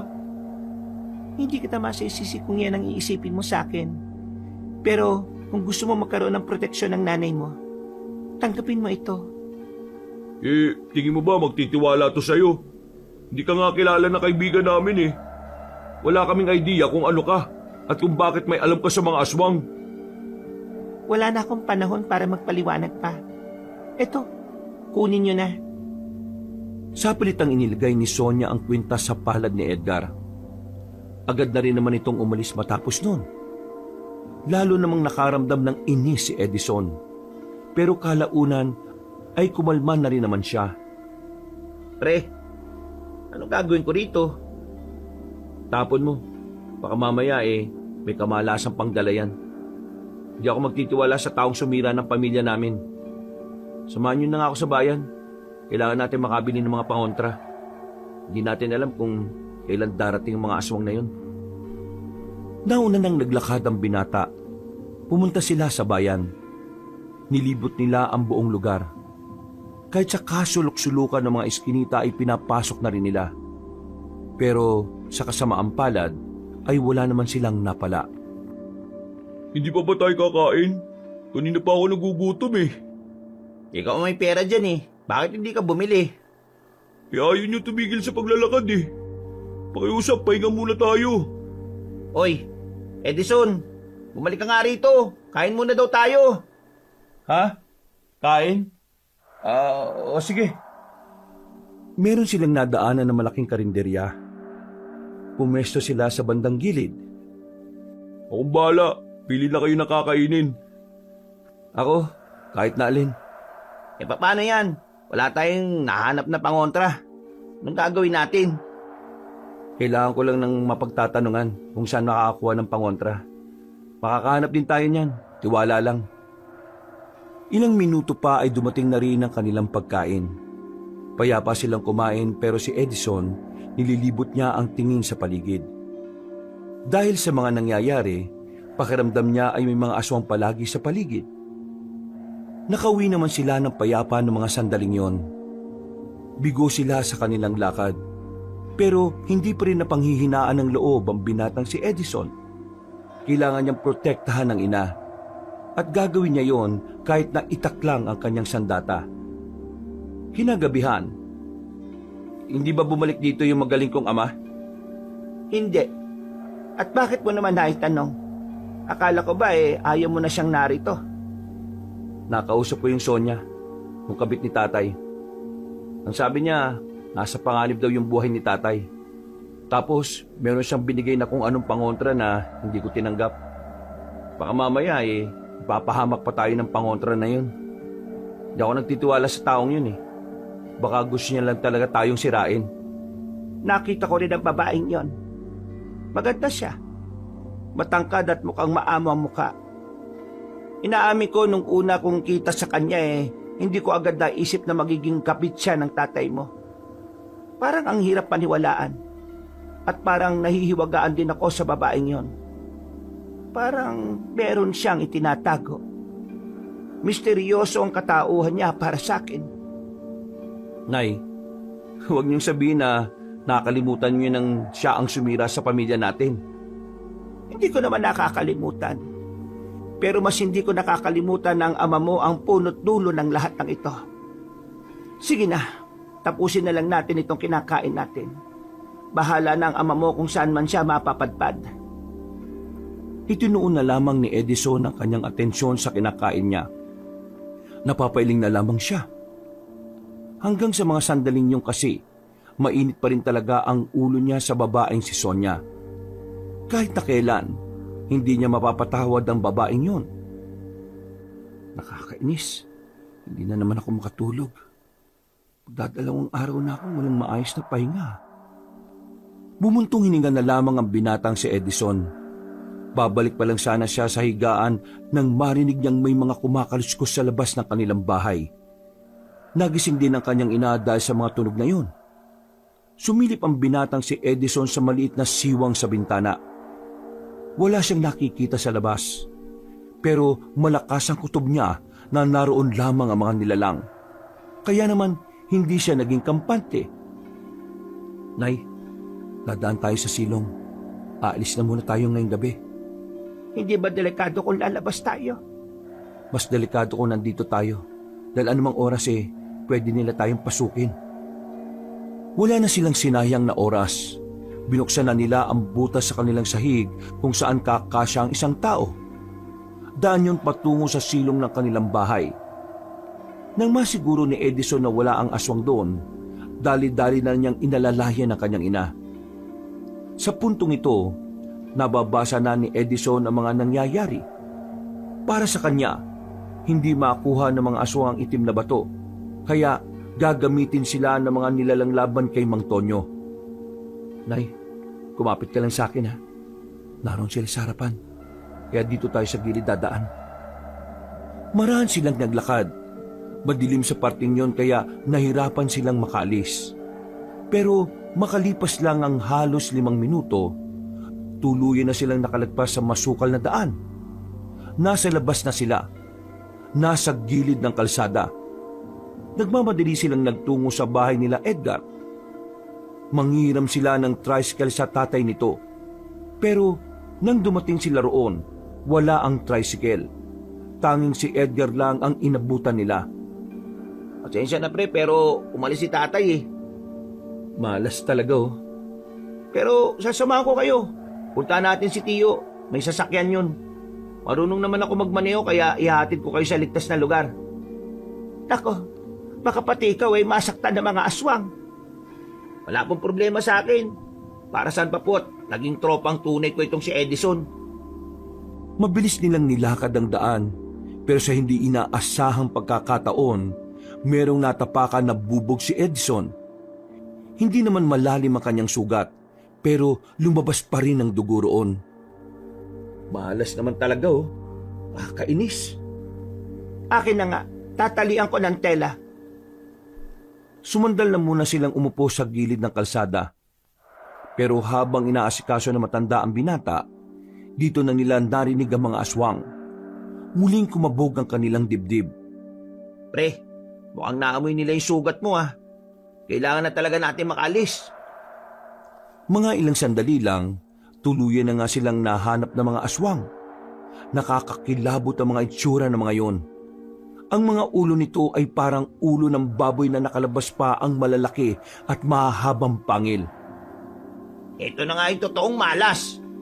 Nay, sa likod ka lang ha. Alingay ba? Suotin niyo po ito. Bigay po ito ng kabit ni Mang Tonyo. Pero wag na po tayong mag-inarte. Baka naman tumalab yan. Pambira ka naman oh. Bakit hindi mo pa tinapon yan? Naisip ko kasi baka magamit natin sa mga ganitong sitwasyon Hindi na hinintay pa ni Edgar na umalma ang matandang babae. Sapilitan niya itong isunod sa leeg ni Aling Eva. Maya-maya pa, nagsimula na ring lumapit sa kanila ang mga aswang. Unang hinila sa kanila ay ang matandang si Eva. Dinala ito sa madilim na parte ng kagubatan. Habang sila naman ay pilit na nakikipaglaban kahit nakahoy lang ang daladala nilang panlaban. Nay! Pre, sa likod mo! Munti ka nang tamaan ng kalmot si Edison. Mabuti na lang agad silang hinila ni Edgar. Hindi malapitan ni Edison ang kanyang ina. Kinakabahan siya na baka nilapanan ng aswang ang matandang babae. Mga bisit kayo! Bisit! Bisit! Inambahan ni Edison ng kahoy ang mga aswang, pero hindi pa rin yun naging sapat. Hanggang sa dumating na nga ang puntong napaupo na lang sila dahil wala na silang kayang gawin. Marahan silang nilapitan ng mga aswang. Buong akala nilang dalawa ay katapusan na ng kanilang buhay. Pero biglang dumating ang babaeng si Sonia. May dala-dala itong espada na kulay ginto. Nanlalaki ang mga mata ng magkaibigan nang makita kung papaanong pinagpapapaslang ni Sonia ang mga nilalang. Hindi man lang umuubra ang mga yon kahit nasa 7 aswang yon. Ayos lang ba kayo? Hindi nakapagsalita ang dalawang binata. Mas nauna ang kanilang paghanga at pagkabigla. Tila ibang babae ang nasa harapan nila ngayon. Para bang isang mandirigma at totoong manunugis ng aswang. Inuri ng babae isa-isa ang mga aswang kung wala nang huminga sa mga yon. Nang masigurong patay na ay nilapitan sila nito. Ayos lang ba kayo? Wala bang nasaktan sa inyo? Teka, totoo ba talaga ang nakikita naming pinaslang mo yung 7 aswang? Oo, pinaslang ko nga sila. Sabi mo nga sa amin, ikaw rin ba yung pumaslang doon sa mga aswang nitong nakaraang gabi? Ako nga rin ang pumaslang doon. Sino ka ba talaga? Pag-uusapan natin ang bagay na yan mamaya.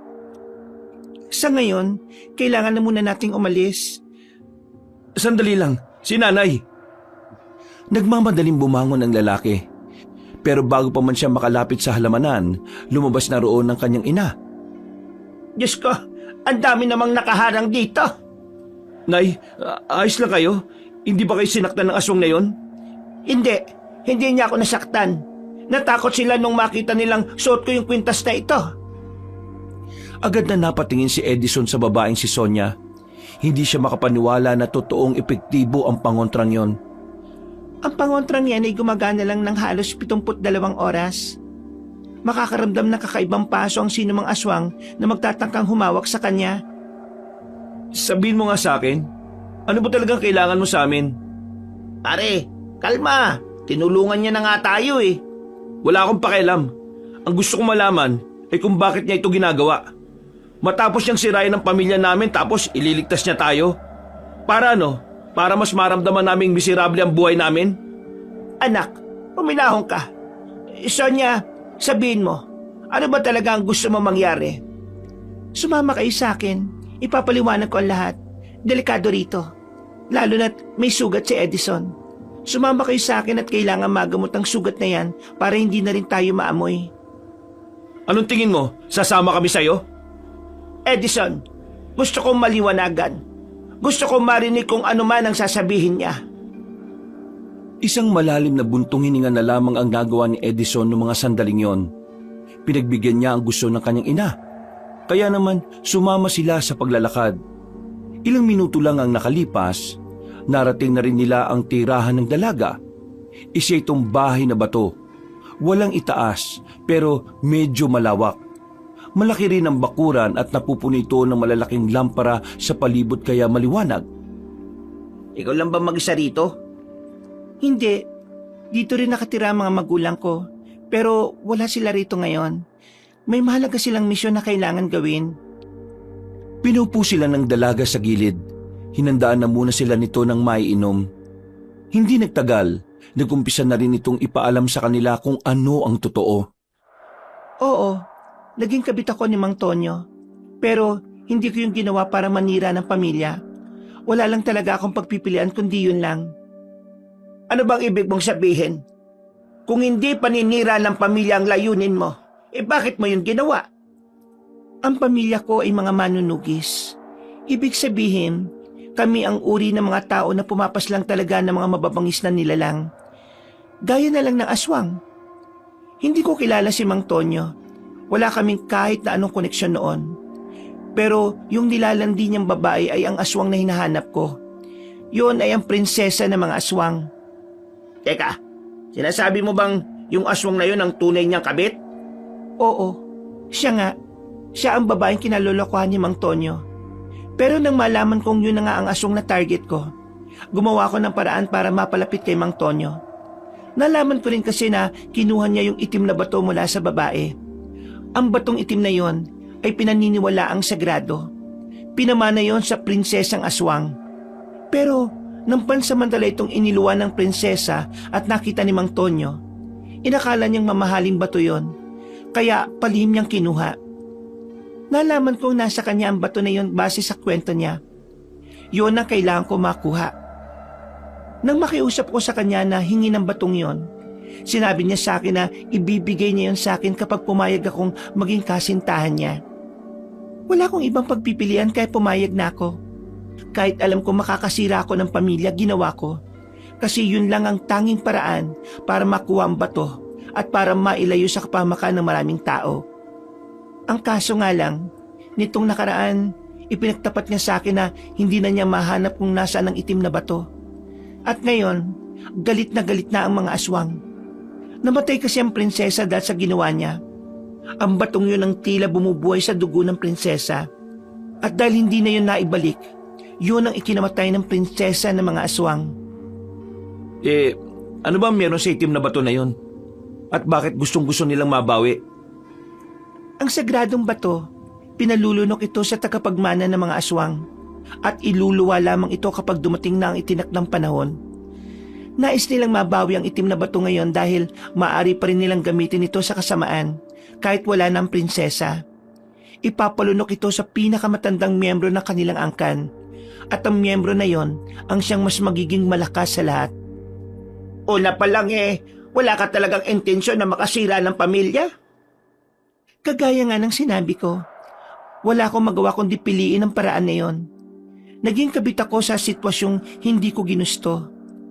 Kung sana, sa una pa lang binigyan niya sa akin ng bato, hindi ako hahantong sa ganoong pamamaraan. Kaso, masyadong tuso at loko-loko si Mang Tonyo. Mahilig talaga siya.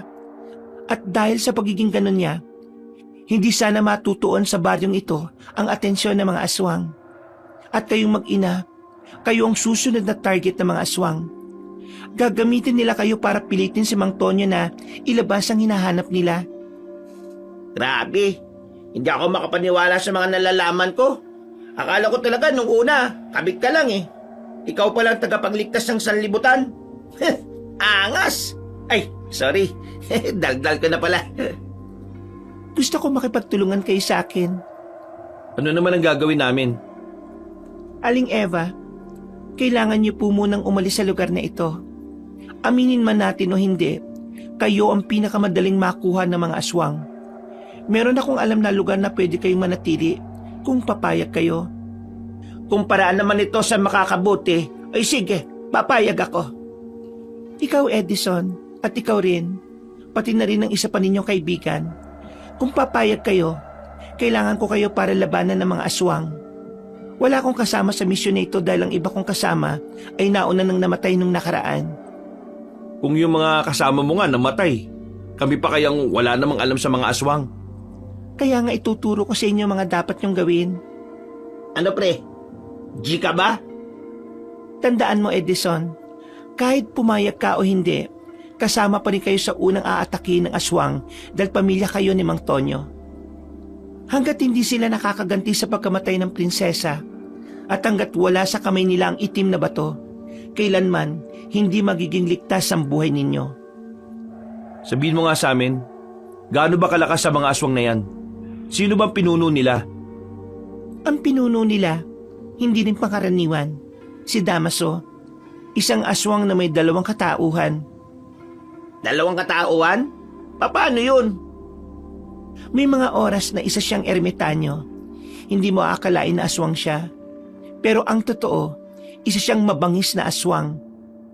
Ayon sa pagkakaintindi ko, may parang demonyo sa loob ng katawan niya at kapag nabubuhay yun sa katauhan niya, ay agad siyang nagiging aswang. Yung sinasabi mo bang ermitanyo yung may hawak na mahabang tungkod? Mahaba rin ang bigote at balbas. Tapos, malalim magsalita? Oo, siya nga. Paano niyo nalaman? Una na namin siyang nakausap. Binigyan niya nga kami ng babala Mabait ba talaga siya kapag ermitanyo siya? Mabuti siya kapag ermitanyo katauhan niya. Parang normal na tao na malalim ang pagkakaunawa sa mga bagay-bagay. Pero kapag nabubuhay ang dyablo sa kalooban niya, dito na siya nagiging aswang. Hindi niya kontrolado ang bagay na yon. Kaya nga, hindi siya tinuturing na pinuno ng mga aswang dahil hindi niya kontrolado ang sarili niya. Pero kung iisipin, siya ang pinakamabangis, kaya siya ang pinuno. Kapag nakausap natin yung matandang yun na ermitanyo katauhan, paslangin na kagad natin. Hindi natin magagawa yon. Kahit ermitanyo ang katauhan niya, kapag may nagtangka sa buhay niya, bigla-bigla na lang siyang nagiging aswang. Kumbaga, kapag nararamdaman ng dyablo sa katawan niya ang panganib, kusa siyang lumalabas para protektahan ang sarili niya. Tama. Kaya hindi natin pwedeng paslangin si Damaso sa ganung estado. Kailangan talaga natin siyang labanan kapag siya ay nasa estado ng pagiging aswang. Isang malalim na buntong hininga na lamang ang nagawa ni Edison.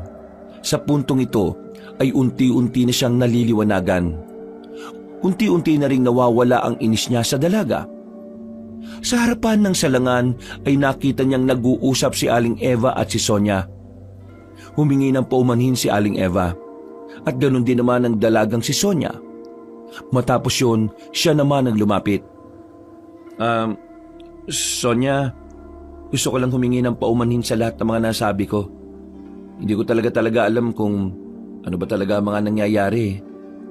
Naiintindihan ko naman. Wala naman akong sama ng loob. Nahiya pa nga ako kasi nasira ko ang pamilya ninyo.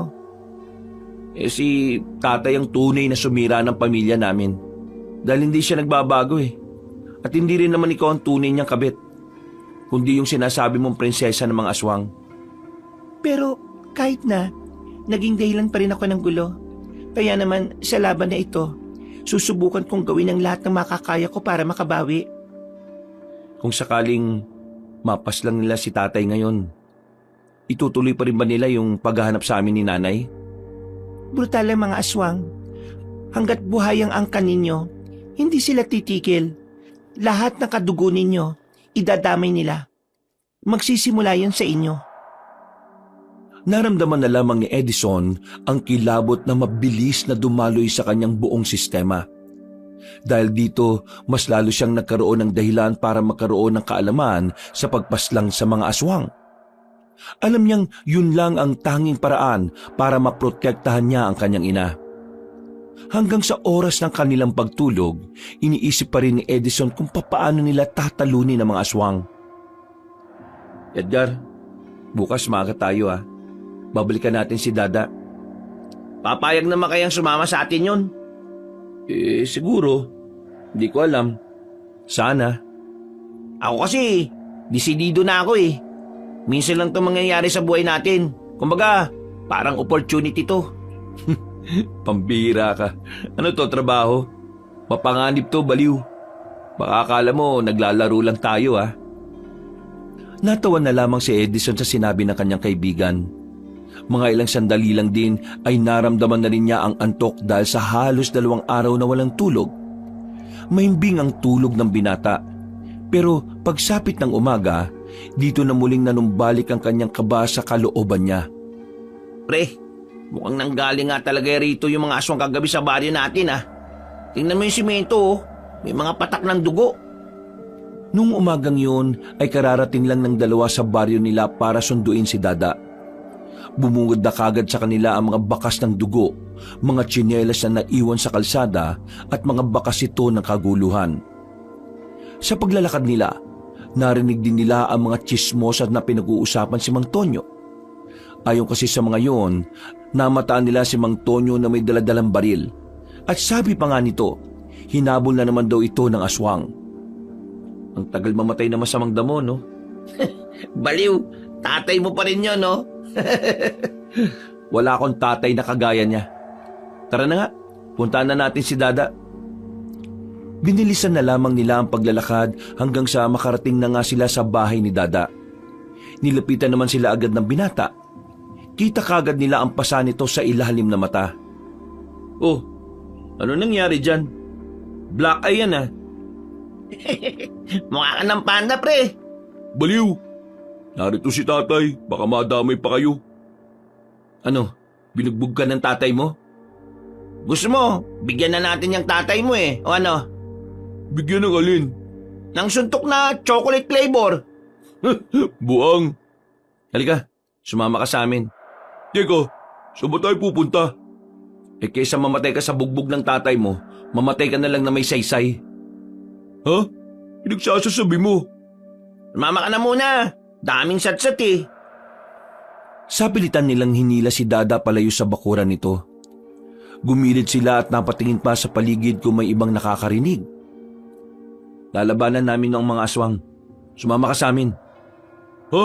Lalabanan ng alin? Aswang? Oo. Yun lang talagang paraan, pre. Para hindi na sila manggulo dito. Ibang na ba kayo?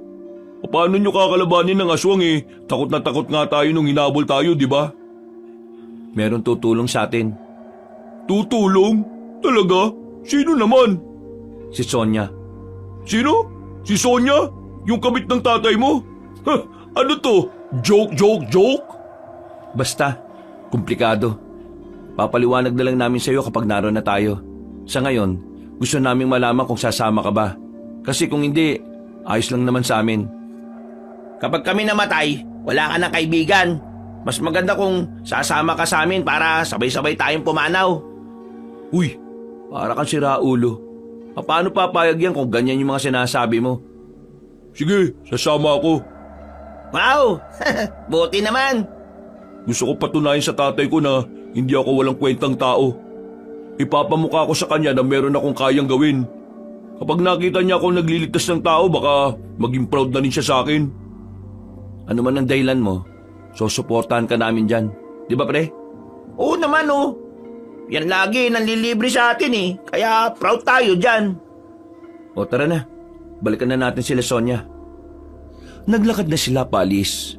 Palabas na sana sila ng baryo nang biglang lumitaw si Mang Tonyo mula sa likuran ng nakaparadang truck. Mukhang balisa ang matandang lalaki. Para itong sabog. Kung saan-saan tumitingin ang mga mata. Aligaga. Litaw na litaw ang epekto ng pangamba nito sa kamatayan. Nasaan ang nanay mo? Kailangan ko nanay mo. Ituro mo sa akin kung nasaan si Emma. Para ano? Para gamitin mo na naman si nanay at pagmukhaing tanga?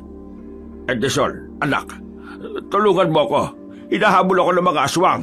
Papatay nila ako. Eh kasalanan mo yan eh. Kung bakit nangyayari yan sa'yo. Huwag mo na kami idamay, no? Anong damay? Damay-damay na tayo rito dahil pamilya tayo. Di ba ang pamilya nagdadamayan? Pamilya? Naisip mo ba yung salitang pamilya nung nakikipaglandian ka sa prinsesa ng mga aswang? Ha? Anong prinsesa ng mga aswang ang pinagsasabi mo? Hindi mo pala talaga alam na ang ninakawan mo ng itim na bato prinsesa ng mga nilalang na balak pumaslang sa'yo. Wala kang alam? Kasi ang alam mo lang maging makasarili. Wala akong pakialam kung ano pa siya. Papatay ko siya. Sige na, aalis na kami. Bahala ka na sa buhay mo. Hindi kayo pwedeng umalis. Dito ka lang. Bitiwan mo nga ako. Kaya ko kayong protektahan. May dala akong baril. Hindi nagdalawang isip ang matandang lalaki na ilabas ang baril nito. Sa puntong ito naman, nakaramdam ng kaba ang tatlong binata. Palagay kasi nila, nawawala na sa tamang pag-iisip si Mang Tonyo. Kaya delikado para dito na humawak ng baril. Huwag mo akong iiwan, Edison. Kasi pag iniwan mo ako... Itinutok ni Mang Tonyo ang baril sa anak. Nanlaki ang mga mata nito. Sa itsura pa lang ni Mang Tonyo ay alam na ni Edison na kaya nitong kalabitin ang gatilyo. Kaya naman, para hindi siya mabaril ng kanyang ama, sinakyan na lamang niya ang gusto nito. Anong tulong ba gusto mo? Uy, hindi siya pwedeng sumama sa atin. Antonio, ibaba mo muna yung baril na yan para makapag-usap na maayos. Kailangan ko makita si Eva. Kailangan ko siya. Kapag kasama ko siya, pakiramdam ko, ligtas ako eh. Dalhin niyo ako kay Eva. Sige, dadaling ka namin kay nanay. Pero sa isang kondisyon. Ano kondisyon? Ibigay mo sa akin ang baril na yan. Sa sinabing yun ni Edison ay tila nagbago na naman ang mood ng kanyang ama. Muli nitong itinutok ang baril. Gigil na gigil ito. Ha? Anong akala mo sa akin, tanga? Tapos ano? Kapag nasa inyo na yung baril iiwan nyo rin ako? Hoy, Edison, hindi ako pinanganak kahapon. Alam kong ayaw mo sa akin kaya alam ko rin na may iba kang binabalak. Kinabahan si Edison. Hindi niya inaasahan na ganun mag-isip ang kanyang tatay. Hindi na niya alam kung paano ito pakakalmahin. Pero ang sandaling yon ay natigil nang may narinig silang tinig sa gilid. Isang amang nagtatangka sa buhay ng isang anak. Kahindik-hindik na senaryo. Nakakalungkot. Papaanong nagagawa ng isang amang mga bagay na may panganib na dulot sa anak niya? Hindi ito nararapat. Noong mga oras na yon, mas lalong kinabahan si Edison. Kahit na ermitanyo pa ang katauhan na matandang si Damaso, hindi sila makampante. Alam nilang anumang oras ay maaring maging aswang ang matandang nasa harapan nila. At sino ka naman, tanda? Ako isang matandang walang higit na pagkakakilanlan maliban sa aking pangalan. Damaso. Damaso pagkakakilala sa akin ang iilan. Narito ako para ikaw ay pigilan. Sa masama mong gawain, dapat kitang mapakawalan. Manahimik ka. Baliw ka yata eh. Ang dami mong sinasabi, hindi ko naman maintindihan. Tunay ngang mangmanga tinutil ang isang taong umahawak ng baril, sapagkat ang kanyang tapang ay nakadepende sa gatilyo. Sinabi ng manahimik eh. Kung patay kita ngayon, dami mong sinasabi, lintik ka. Biglang tinutukan ni Mang Tonyo ang matandang lalaki. Naalarma naman si Edison. Naalala niya kasi ang sinabi ni Sonia na lumalabas ang pagiging aswang ni Damaso kapag may nagtatangka sa buhay nito. Mabilis na binangga ni Edison ang kanyang ama. Nakipag-agawan siya ng baril. At maya-maya lang, nakarinig na sila ng putok ng baril.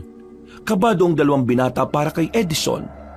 Hindi nila alam kung kaninong katawan ang tinamaan ng bala. Nakita na lamang din kasi nila na meron ng dugo sa lapag. Edison! May tama si Edison! Hindi na nagsayang ng sandali ang dalawang binata. Agad nilang nilapitan ang binatang si Edison. Pagtingin nila ay napagtanto nilang tinamaan ito sa braso. Napakawalang kwenta niyo talaga! Tingnan niyo ginawa niyo sa sarili niyo, anak ko! Wala akong kasalanan dyan!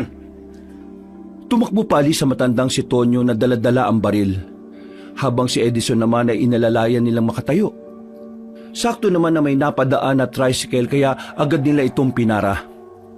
Bago sila umalis, nakita nila ang matandang si Damaso na nakatingin lamang sa kanila. Tila nagtataka kung ano ang nangyayari. Naitakbo naman nila sa ospital si Edison. Daplis lang naman ang tama. Kaya ilang oras lang din ay nakalabas na rin ang lalaki.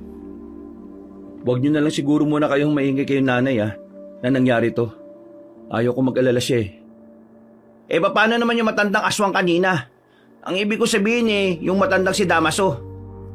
Mabuti na nga lang at napigilan ko si tatay sa gusto niyang gawin. Kasi kung natuloy niya yon, biglang magpapalit ng anyo bilang aswang si Damaso. Kahit maliwanag, mapapatay niya tayo nang wala sa oras. Di mas maganda pala talaga kung hindi na siya naging aswang. Yun nga kung hindi biglang lilitaw ang katauhan niya bilang aswang. Base sa sabi ni Sonia yung katauhan niyang aswang ay bigla-bigla na lang ding lumalabas. Siguro, balikan na lang muna natin sila Aling Eva at Sonia. Galingan mo na lang ding magpanggap kunwari walang masakit. Nakapara sila ng sasakyan at agad din naman silang nakabalik sa bahay ni Sonia. Unang tingin pa lang sa kanya ni Sonia ay alam na agad ng babae na may nangyaring hindi maganda. Pero sinenyasan lamang ito ni Edison. Kumusta naman ang lakad ninyo? Eto, buti na lang napapayag namin itong si Dada. Sino ba naman kasi ako para tumanggi, di ba? Kaibigan ko ba nga ito Hindi ko naman hahayaan na sila lang ang lalaban.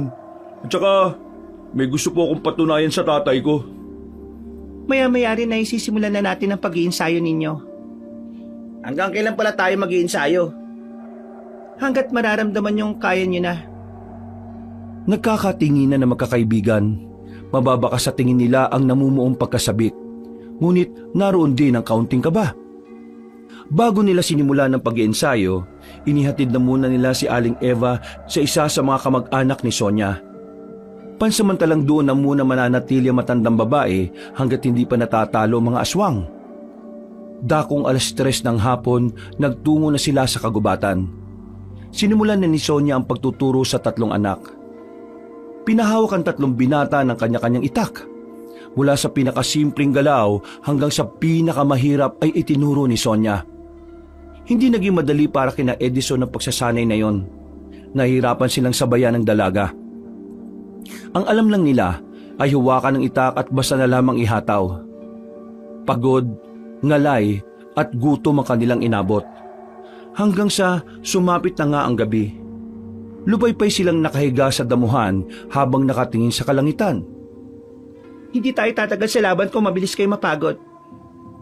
Tandaan ninyo, hindi mga tao makakalaban natin, mga aswang. Di hamak na mas malakas sa mga resistensya ng mga yon. Kaya dapat, tapatan natin sila o mas mainam pang ang higitan natin. Hindi ka ba naaawa sa akin? Masakit pa nga braso ko Dumudugo pa nga ulit Sa totoo lang, ang ganyang klase ng sugat ay kinakalimutan lang. Ikaw kasi, sanay ka na. Abang kami, hindi.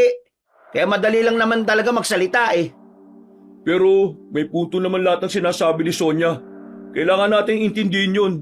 Kahit na alam naman nating malayo ang agwat natin sa kanya. Wow! Mukhang maunawain ka ngayon Hindi naman. May napagtanto lang kasi ako sa mga pagmamaltrato sa akin ni tatay. Sige nga, sabihin mo nga sa amin at baka meron kaming matutunan. Naisip ko lang kasi, siguro kaya ako laging ginaganon ni tatay. Dahil nakikita niyang mahina ako. Nakikita niyang hindi ko naman kayang lumaban. O hindi ko kayang ipagtanggol ang sarili ko. Naisip ko nga rin, kung natuto ba akong pumalag sa kanya ng maaga, ganun pa rin kaya ang trato niya sa akin? Siguro hindi. Matatakot sa'yo yun. Ano namang kunik niya sa pinagdadaanan natin ngayon? Kunik? Yung pagiging matatag. Kasi dito sa laban natin, kung una pa lang pinapakita natin sa mga kalaban natin na hindi natin kaya, lalong-lalo nila tayong sisindakin. Alam niyo mga pre, sa mundong ito, ang mahihina ang laging talo. Ang mga walang lakas ng loob ang laging agrabyado. Ito yung natutunan ko kay tatay, na kapag ikaw nang sisindak at nasisindak mo ang isang tao, ibig sabihin nun, malakas ka. Mas malakas ka sa kanya. At kapag ikaw ang nasisindak, ibig sabihin nun, wala kang lakas ng loob. Kaya nga sabi ko sa sarili ko, sa oras na sumama ako sa inyo at nakabalik ako ng buhay, haharap ako kay tatay. Hindi na para maging anak niya lang, kundi para maging isang tao na kaya nang ipagtanggol ang sarili laban sa kung sino man. At kahit pa sa kanya. Sa mga sinabing yon ni Data ay napangiti si Edison at Edgar. Natuwa sila sa kanilang kaibigan. Ito kasi ang unang beses na nagsalita ng ganon si Dada. Kahit ang dalagang si Sonia ay nakikinig na lamang, sumilay din ang ngiti. Ngayon pa lang pre, proud na kami sa'yo. Parang ginanaan ako bigla Na-motivate ako sa sinabi mo Yung mga sinabi mo, napagtanto ko lang na wala akong karapatan maging mahina. Kaya, pre, salamat Kailangan kasi natin maging malakas Hindi lang naman sa laban na ito, pati na rin sa totoong hamon ng buhay natin. Pumalakpak ang dalagang si Sonia. Napabangon naman ang tatlo at napatingin sa dalaga. At dahil dyan, itutuloy na natin ulit ang pagsasanay. Ha? Pero gabi na.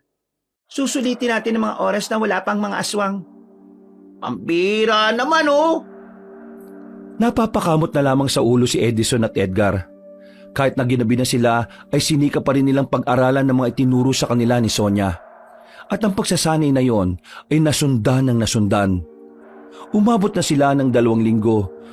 At sa mga araw na nakalipas, tila wala ring namata ang mga aswang sa kanilang lugar. Bagay na naging pabor sa kanila para mas magkaroon pa sila ng oras sa kanilang pag-iinsayo. 2 linggo na rin pala. Mamimiss ko na si nanay. Ang sabi naman ni Sonia, nasa maayos na makalagayan ng nanay mo eh. Isipin mo na lang na malayo naman siya sa kapamakan. Nung mga sandaling yon ay nasa bungad sila ng kagubatan. Hinihintay nilang dumating ang dalagang si Sonia. Pero makakalahating oras na silang naroon ay hindi pa rin nila nasisilayan si Sonia. Kaya naman naisipan na lamang nilang balikan ang dalaga sa bahay nito. Sa malayo pa lang, natanaw na nila ang mga aswang na nakapalibot sa bahay ng babae. Nagtago na muna sila sa gilid at nagmasid. Wala ang matandang si Damaso. Kaya naman agad na rin silang humanap ng tamang pagkakataon para makaatake. Siguradong nasa loob si Sonia. Kailangan na natin siyang matulungan. Mukhang dito na yata masusubukan ng mga natutunan natin ah. Ito, gamitin natin to. Oh, ano naman yan? Gasera na kapag sinindihan mo at inihagis, sumasabog. Walang pinalagpas na sandali ang tatlo. Sinindihan nila ang 3 gasera. Nang ihagis nila yon sa harapan ng bahay ni Sonia, agad na nasabugan ng mga aswang. Nagliyab din ang katawan ng mga yon. Sinamantala nila ang pagkakataon na makalapit. Pinagtatataga nila ang mga aswang na nakaiwas sa pagsabog. Dahil sa kanilang ginawa, nagkaroon ng pagkakataon ng dalagang si Sonia. Ayos ka lang ba, Sonia? Ayos lang naman ako. Magaling ang ginawa nyo. Buti na lang dumating kayo at nakagawa ng paraan. Di mo ba sila kaya? Buwang ka ba? Napapalibutan na siya at mag-isa lang siya. Paano niya kakayanin? Nagtatanong lang naman ako eh. Hinahabol na nila tayo. Bakit ba kasi tayo ang hinahabol? Di ba dapat si Bang Tonyo? Nasa akin ang itim na bato. Teka, paano mo nakuha yan? Akala ko ba hindi na alam ni Papa kung nasaan yan? Sinuyod ko ang bayan. Isa sa mga sanglaan doon ang pinagbenta nito ni Mang Tonyo.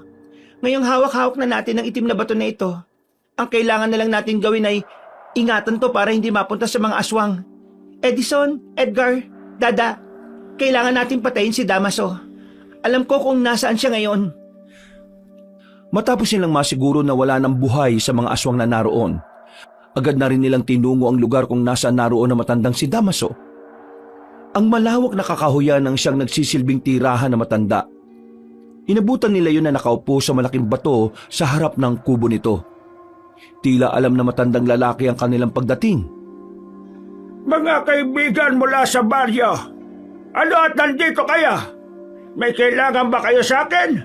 O may kailangan lang kayong sabihin? Narito kami para pigilan ang napipintong kasamaan ng mga aswang. Kasamaan ng mga aswang? Ang mga mababangis at pambihirang nilalang? Anong may tutulong ko para sa inyong nais gawin? Mukha yatang naparito kayo dahil may ugnayan ako sa inyong layunin. Kailangan mo lang mawala sa mundong ito, Damaso. Binibini, tila yata iba ang mga sinasabi mo. Ako ay nagugulumihanan sa iyong sinasabi. Ako ay binabagabag ng mga salitang iyong pinakakawalan. Maaari mo ba akong bigyan ng mas malinaw na kahulugan? Sa madaling salita, kailangan niyong mamatay. Sonia, hindi ba baka bigla na lang maging aswang ang katauhan niya? Yun na talaga ang mangyayari kaya ihanda na ninyo ang sarili ninyo. Tumayo ang matandang si Damaso. Bahagya itong lumapit sa kanila. Hindi pa rin nawawala ang ngiti nito. Pero iba ang nararamdaman ni Edison sa ngiting yon. May isang katanungan lamang akong nais mabigyan ng kasagutan. Kung kailangan ko mawala sa mundong ito, kakayanin niyo bang gawin yon para sa akin? Napadistansya ang 4 nang makita nilang tila ng isay si Damaso. Nag-uumpisa na itong magpalit ng katauhan bilang aswang. Hindi nagtagal, tuluyan na nga itong naging halimaw. Lumabas ang malapad na pakpak na matandang aswang. Naging mas kulhado ang katawan. Dumami ang mga ugat na nakaumbok sa mukha nito. naging kulay itim ang lahat ng mga mata nito. Maganda kayo. Tumakbo si Damaso palapit sa kanila.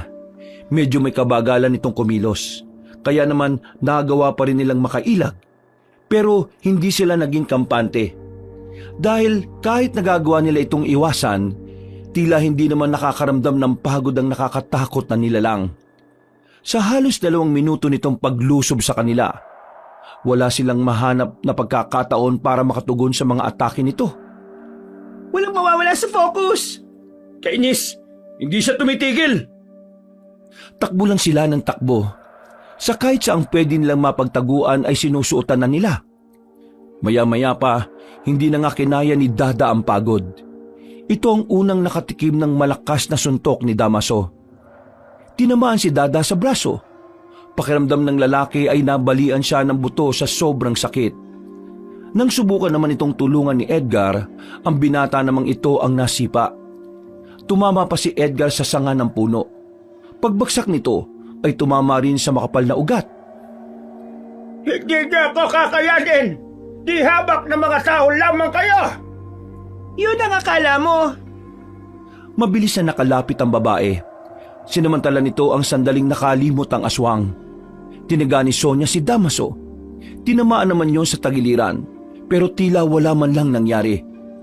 Akala mo ba mapapatay mo ako ng ganyan? Nagkakamali ka, babae! Ibigay mo na lang sa akin ang itim na bato kung gusto mo pang mabuhay! Mas pipiliin kong mamatay kaysa ibigay sa iyo ang gusto mo. Muling lumusob ang babaeng si Sonia. Pagtaga nito, nahawakan lang ni Damaso ang kanyang kanang kamay. Hinila ng aswang ng malakas si Sonia sabay binalibag. Unang tumama ang likod nito sa lapag. Nang makita ni Edison na nakahandusay na ang kanyang mga kasama, naglakas loob na rin siyang gumawa ng pag-atake. Tumakbo siya at tumungtong sa bato at lumundag siya ng mataas. Itatarak na sana niya ang itak sa dibdib ng aswang. Ang kaso nga lang ay nagawa siyang ilaga na matanda nang bigla itong lumipad. Hindi nagpatinag si Edison. Mabilis niyang dinukot ang tirador na nasa bewang niya. Binalahan niya yon ng malaking bulitas. Tinamaan niya sa mata si Damaso na naging dahilan para bumagsak ito sa likod ng mga puno. Ayos lang ba kayo? Sira ulo! Sa likuran mo! Nang lumingon si Edison, nakita niyang papalapit na sa kanya si Damaso. Mabuti na lamang kinuha rin ni Dada ang tirador nito. Kahit masakit ang braso ay agad niyang binalahan din ang bulitas. Tinamaan ito ng lalaki sa bandang leeg. Napatigil ang halimaw. Si Sonia naman ang nakakuha ng tamang pagkakataon. Mabilis na tumungo ang babae sa likuran ni Damaso. Pinagtatataga niya yon ng ilang beses. Dahil doon, napilitang lumayo muna ang aswang. Biglang hiningal si Damaso. Inakala na nilang nakakalamang na sila sa laban dahil doon. Pero nangamba sila nang marinig nilang tumatawa lang ang matandang aswang. Sira ulo yata yan ah! Hindi pa rin sapat. Kailangan natin na mas tapangan pa. Iandaan niyo ulit ang mga sarili ninyo. Nakita na lamang nilang nangingisay-ngisay na naman si Damaso. Kaya bago pa makapagpalit yun ng bagong anyo, sabay-sabay na rin silang lumapit doon. Pero biglang lumipad sa itaas ang aswang. Hindi niyo ako matatalo! Lumipad pa ibaba ang aswang. Sa muli nitong pag-atake sa kanila, tinamaan na nito si Edison. Tumilapon ng binata. Nasugatan pa ito sa hita dahil sa mahahabang kuko ng kanilang kalaban. Agad din namang kumilos ang dalaga. Nakipagtagisan ito sa aswang. Pero sa puntong ito, tila mas bumilis na si Damaso. Hindi ito gaya ng una nilang nakalaban. Huwag kang lalapit. Dada! Wag! Hindi nakinig ang binatang si Dada sa sinabi nila. Tumuloy pa rin ito kahit nakitang-kita ito ni Damaso. Pagtaga ni Dada ng itak, nahawakan ni Damaso ang kamay ng binata. Iniangat ito sa ere. Kay Dada itatarak ang itak, pero nakabangon na pala si Edison. Tinira niya ulit ng tirador ang aswang. Tinamaan naman yun sa sentido kaya nakaramdam yun ng pagkahilo. Pero dahil sa ginawang yun ni Edison, ay nadagdagan lamang ang galit ng kanilang kalaban. Nakalapit agad si Damaso kay Edison. Hinawakan ng aswang ang binata sa hita at saka pinaghahampas sa katawan ng puno. Sinunod naman ito si Dada na agad din namang nawala ng malay nang tumama ang ulo sa lapag. Si Edgar naman ay nakalmot sa binti, dahilan para mahirapan niya itong makatayo. Ang natitira na lamang na nakatindig noong mga puntong yon ay si Sonia. Kahit ang dalaga na sanay na sa mga ganoong laban, tila bigla na lamang ding nakaramdam ng kaba. Ibigay mo na sa akin ang itim na bato para wala ng buhay na mawala ngayong gabi! Kung gusto mo makuha ang itim na bato, kailangan mo muna akong patayin. Talagang sinasagad mo ang pasensya ko, ha? Sabay na umatake ang isa't isa. Pagkalmot ni Damaso, nagawang makailag ng babae. Nakakita ito ng tamang pagkakataon para itarak ng itak sa tagiliran ng aswang. Nagawa niyang puruhan ng kalaban niya. Pero naramdaman na lang din niya na meron na rin siyang sugat sa braso. Hindi niya namalaya na natamaan din pala siya. Laylay na ang kanang braso niya. Kaliwa na lamang ang magagamit niya na kung saan hindi siya sanay gamitin. Pero wala nang nagawa si Sonia. Sa isip niya ay kailangan na niyang isugal ang kanyang tsansa na meron siya. Hindi ako papayag na pagharian ninyo ang probinsyang matagal na naming inaalagaan. Mapikit ang! Muling lumusob ang matandang si Damaso. Pero sa pagkakataong ito, nakakuha na ng tamang pagkakataon ng dalaga. Nagawa niyang ilaga ng pagdakma sa kanya ng aswang. Nang mawalan ng balance si Damaso, ay saka na niya itinarak sa bandang likuran ng itak. Paghugot niya ay humarap na naman sa kanya ang matanda para sana makaganti. Pero itinarak naman ni Sonia ang itak sa kaliwa nitong dibdib. Hindi pa nakontento ang dalaga. Mas lalo pa niya itong ibinaon. Nang sumuka na ng dugo ang matandang si Damaso, ay agad na niyang hinugot ang itak. Oo nga't mas malakas ka sa mga tao. Pero nakalimutan mo yata na kung ano ang kapasidad ng isang tao. Masyado mong tiningnan sa mataas na paraan ang sarili mo. Nang mapahiga na ang matanda, unti-unti itong bumalik sa dating anyo. Nakita nila matandang Damaso sa matinong katauhan. Maraming salamat. Sa wakas, ako ay matatahimik na. Kasabay ng pagkawala ng aking buhay ay ang pagkawala ng sumpa sa aking katauhan. Ikinararangal kong kayo ang nakapaslang sa isang kagaya ko. Tuloy nang nalagutan ng hininga ang matandang aswang. Sa wakas, nanalo tayo. Naipanalo natin ang laban. Natawa na lamang ang binatang si Edison habang nakahiga pa rin. Matapos ang laban na yon, agad naman silang binigyan ng paunang lunas para sa kanilang mga sugat at bugbog sa katawan. Ang tatlong binata ay kinilala ng mga manunugis na angka ni Sonia. Yun nga lang, hindi na ipinagpatuloy ng tatlo ang pagiging manunugis. Mas pinili nilang mamuhay ng tahimik. Samantala, nakabalik na rin ang matandang si Eva. Muli silang nagsama ni Edison. At ang matandang si Tonyo naman, nalulung na sa ipinagbabawal na gamot. Nakalaunan ay nakulong na rin. Isang araw, Eto. Tikman nyo na itong tsaa na ginawa ko. Mabisa yan para mas madaling maghilom ang mga sugat ninyo. Maraming salamat sa inyo. Lalo na sa inyo, Aling Eva. Maraming salamat sa tiwala. Ay nako, wala naman yon. Malaki rin naman ang utang na loob ko sa inyo. Kung hindi dahil sa inyo, baka wala na ako. At baka hindi ko na nakasama ang anak ko. Kung ano man ang nangyari sa nakaraan, kalimutan na natin. Ang mahalaga, ang bago nating samahan. Hindi ba, Edison? tama ka, Nay. Kahit na hindi kami magiging manunugis pa, magiging magkakaibigan pa rin tayo. Sonia, dadalo-dalo kami minsan sa iyo, ha? Oo naman, walang problema. Ngayong wala ng mga aswang, baka naman pwedeng mag-inom na tayo ulit.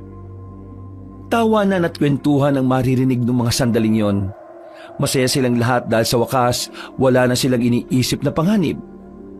Kapag iniisip ni Edison ang mga nangyari, hindi pa rin siya makapaniwala na ang lahat ng yon ay kinaya nila. Sa isip-isip niya, Mas malakas nga talaga ang kabutihan kung ito ay inilalaban gamit ang pagmamahal. Sa ngayon, kahit wala na ang kanyang ama, magiging masaya pa rin siya dahil makakasama niya pa rin naman ang pinakamamahal niyang ina. Wakas,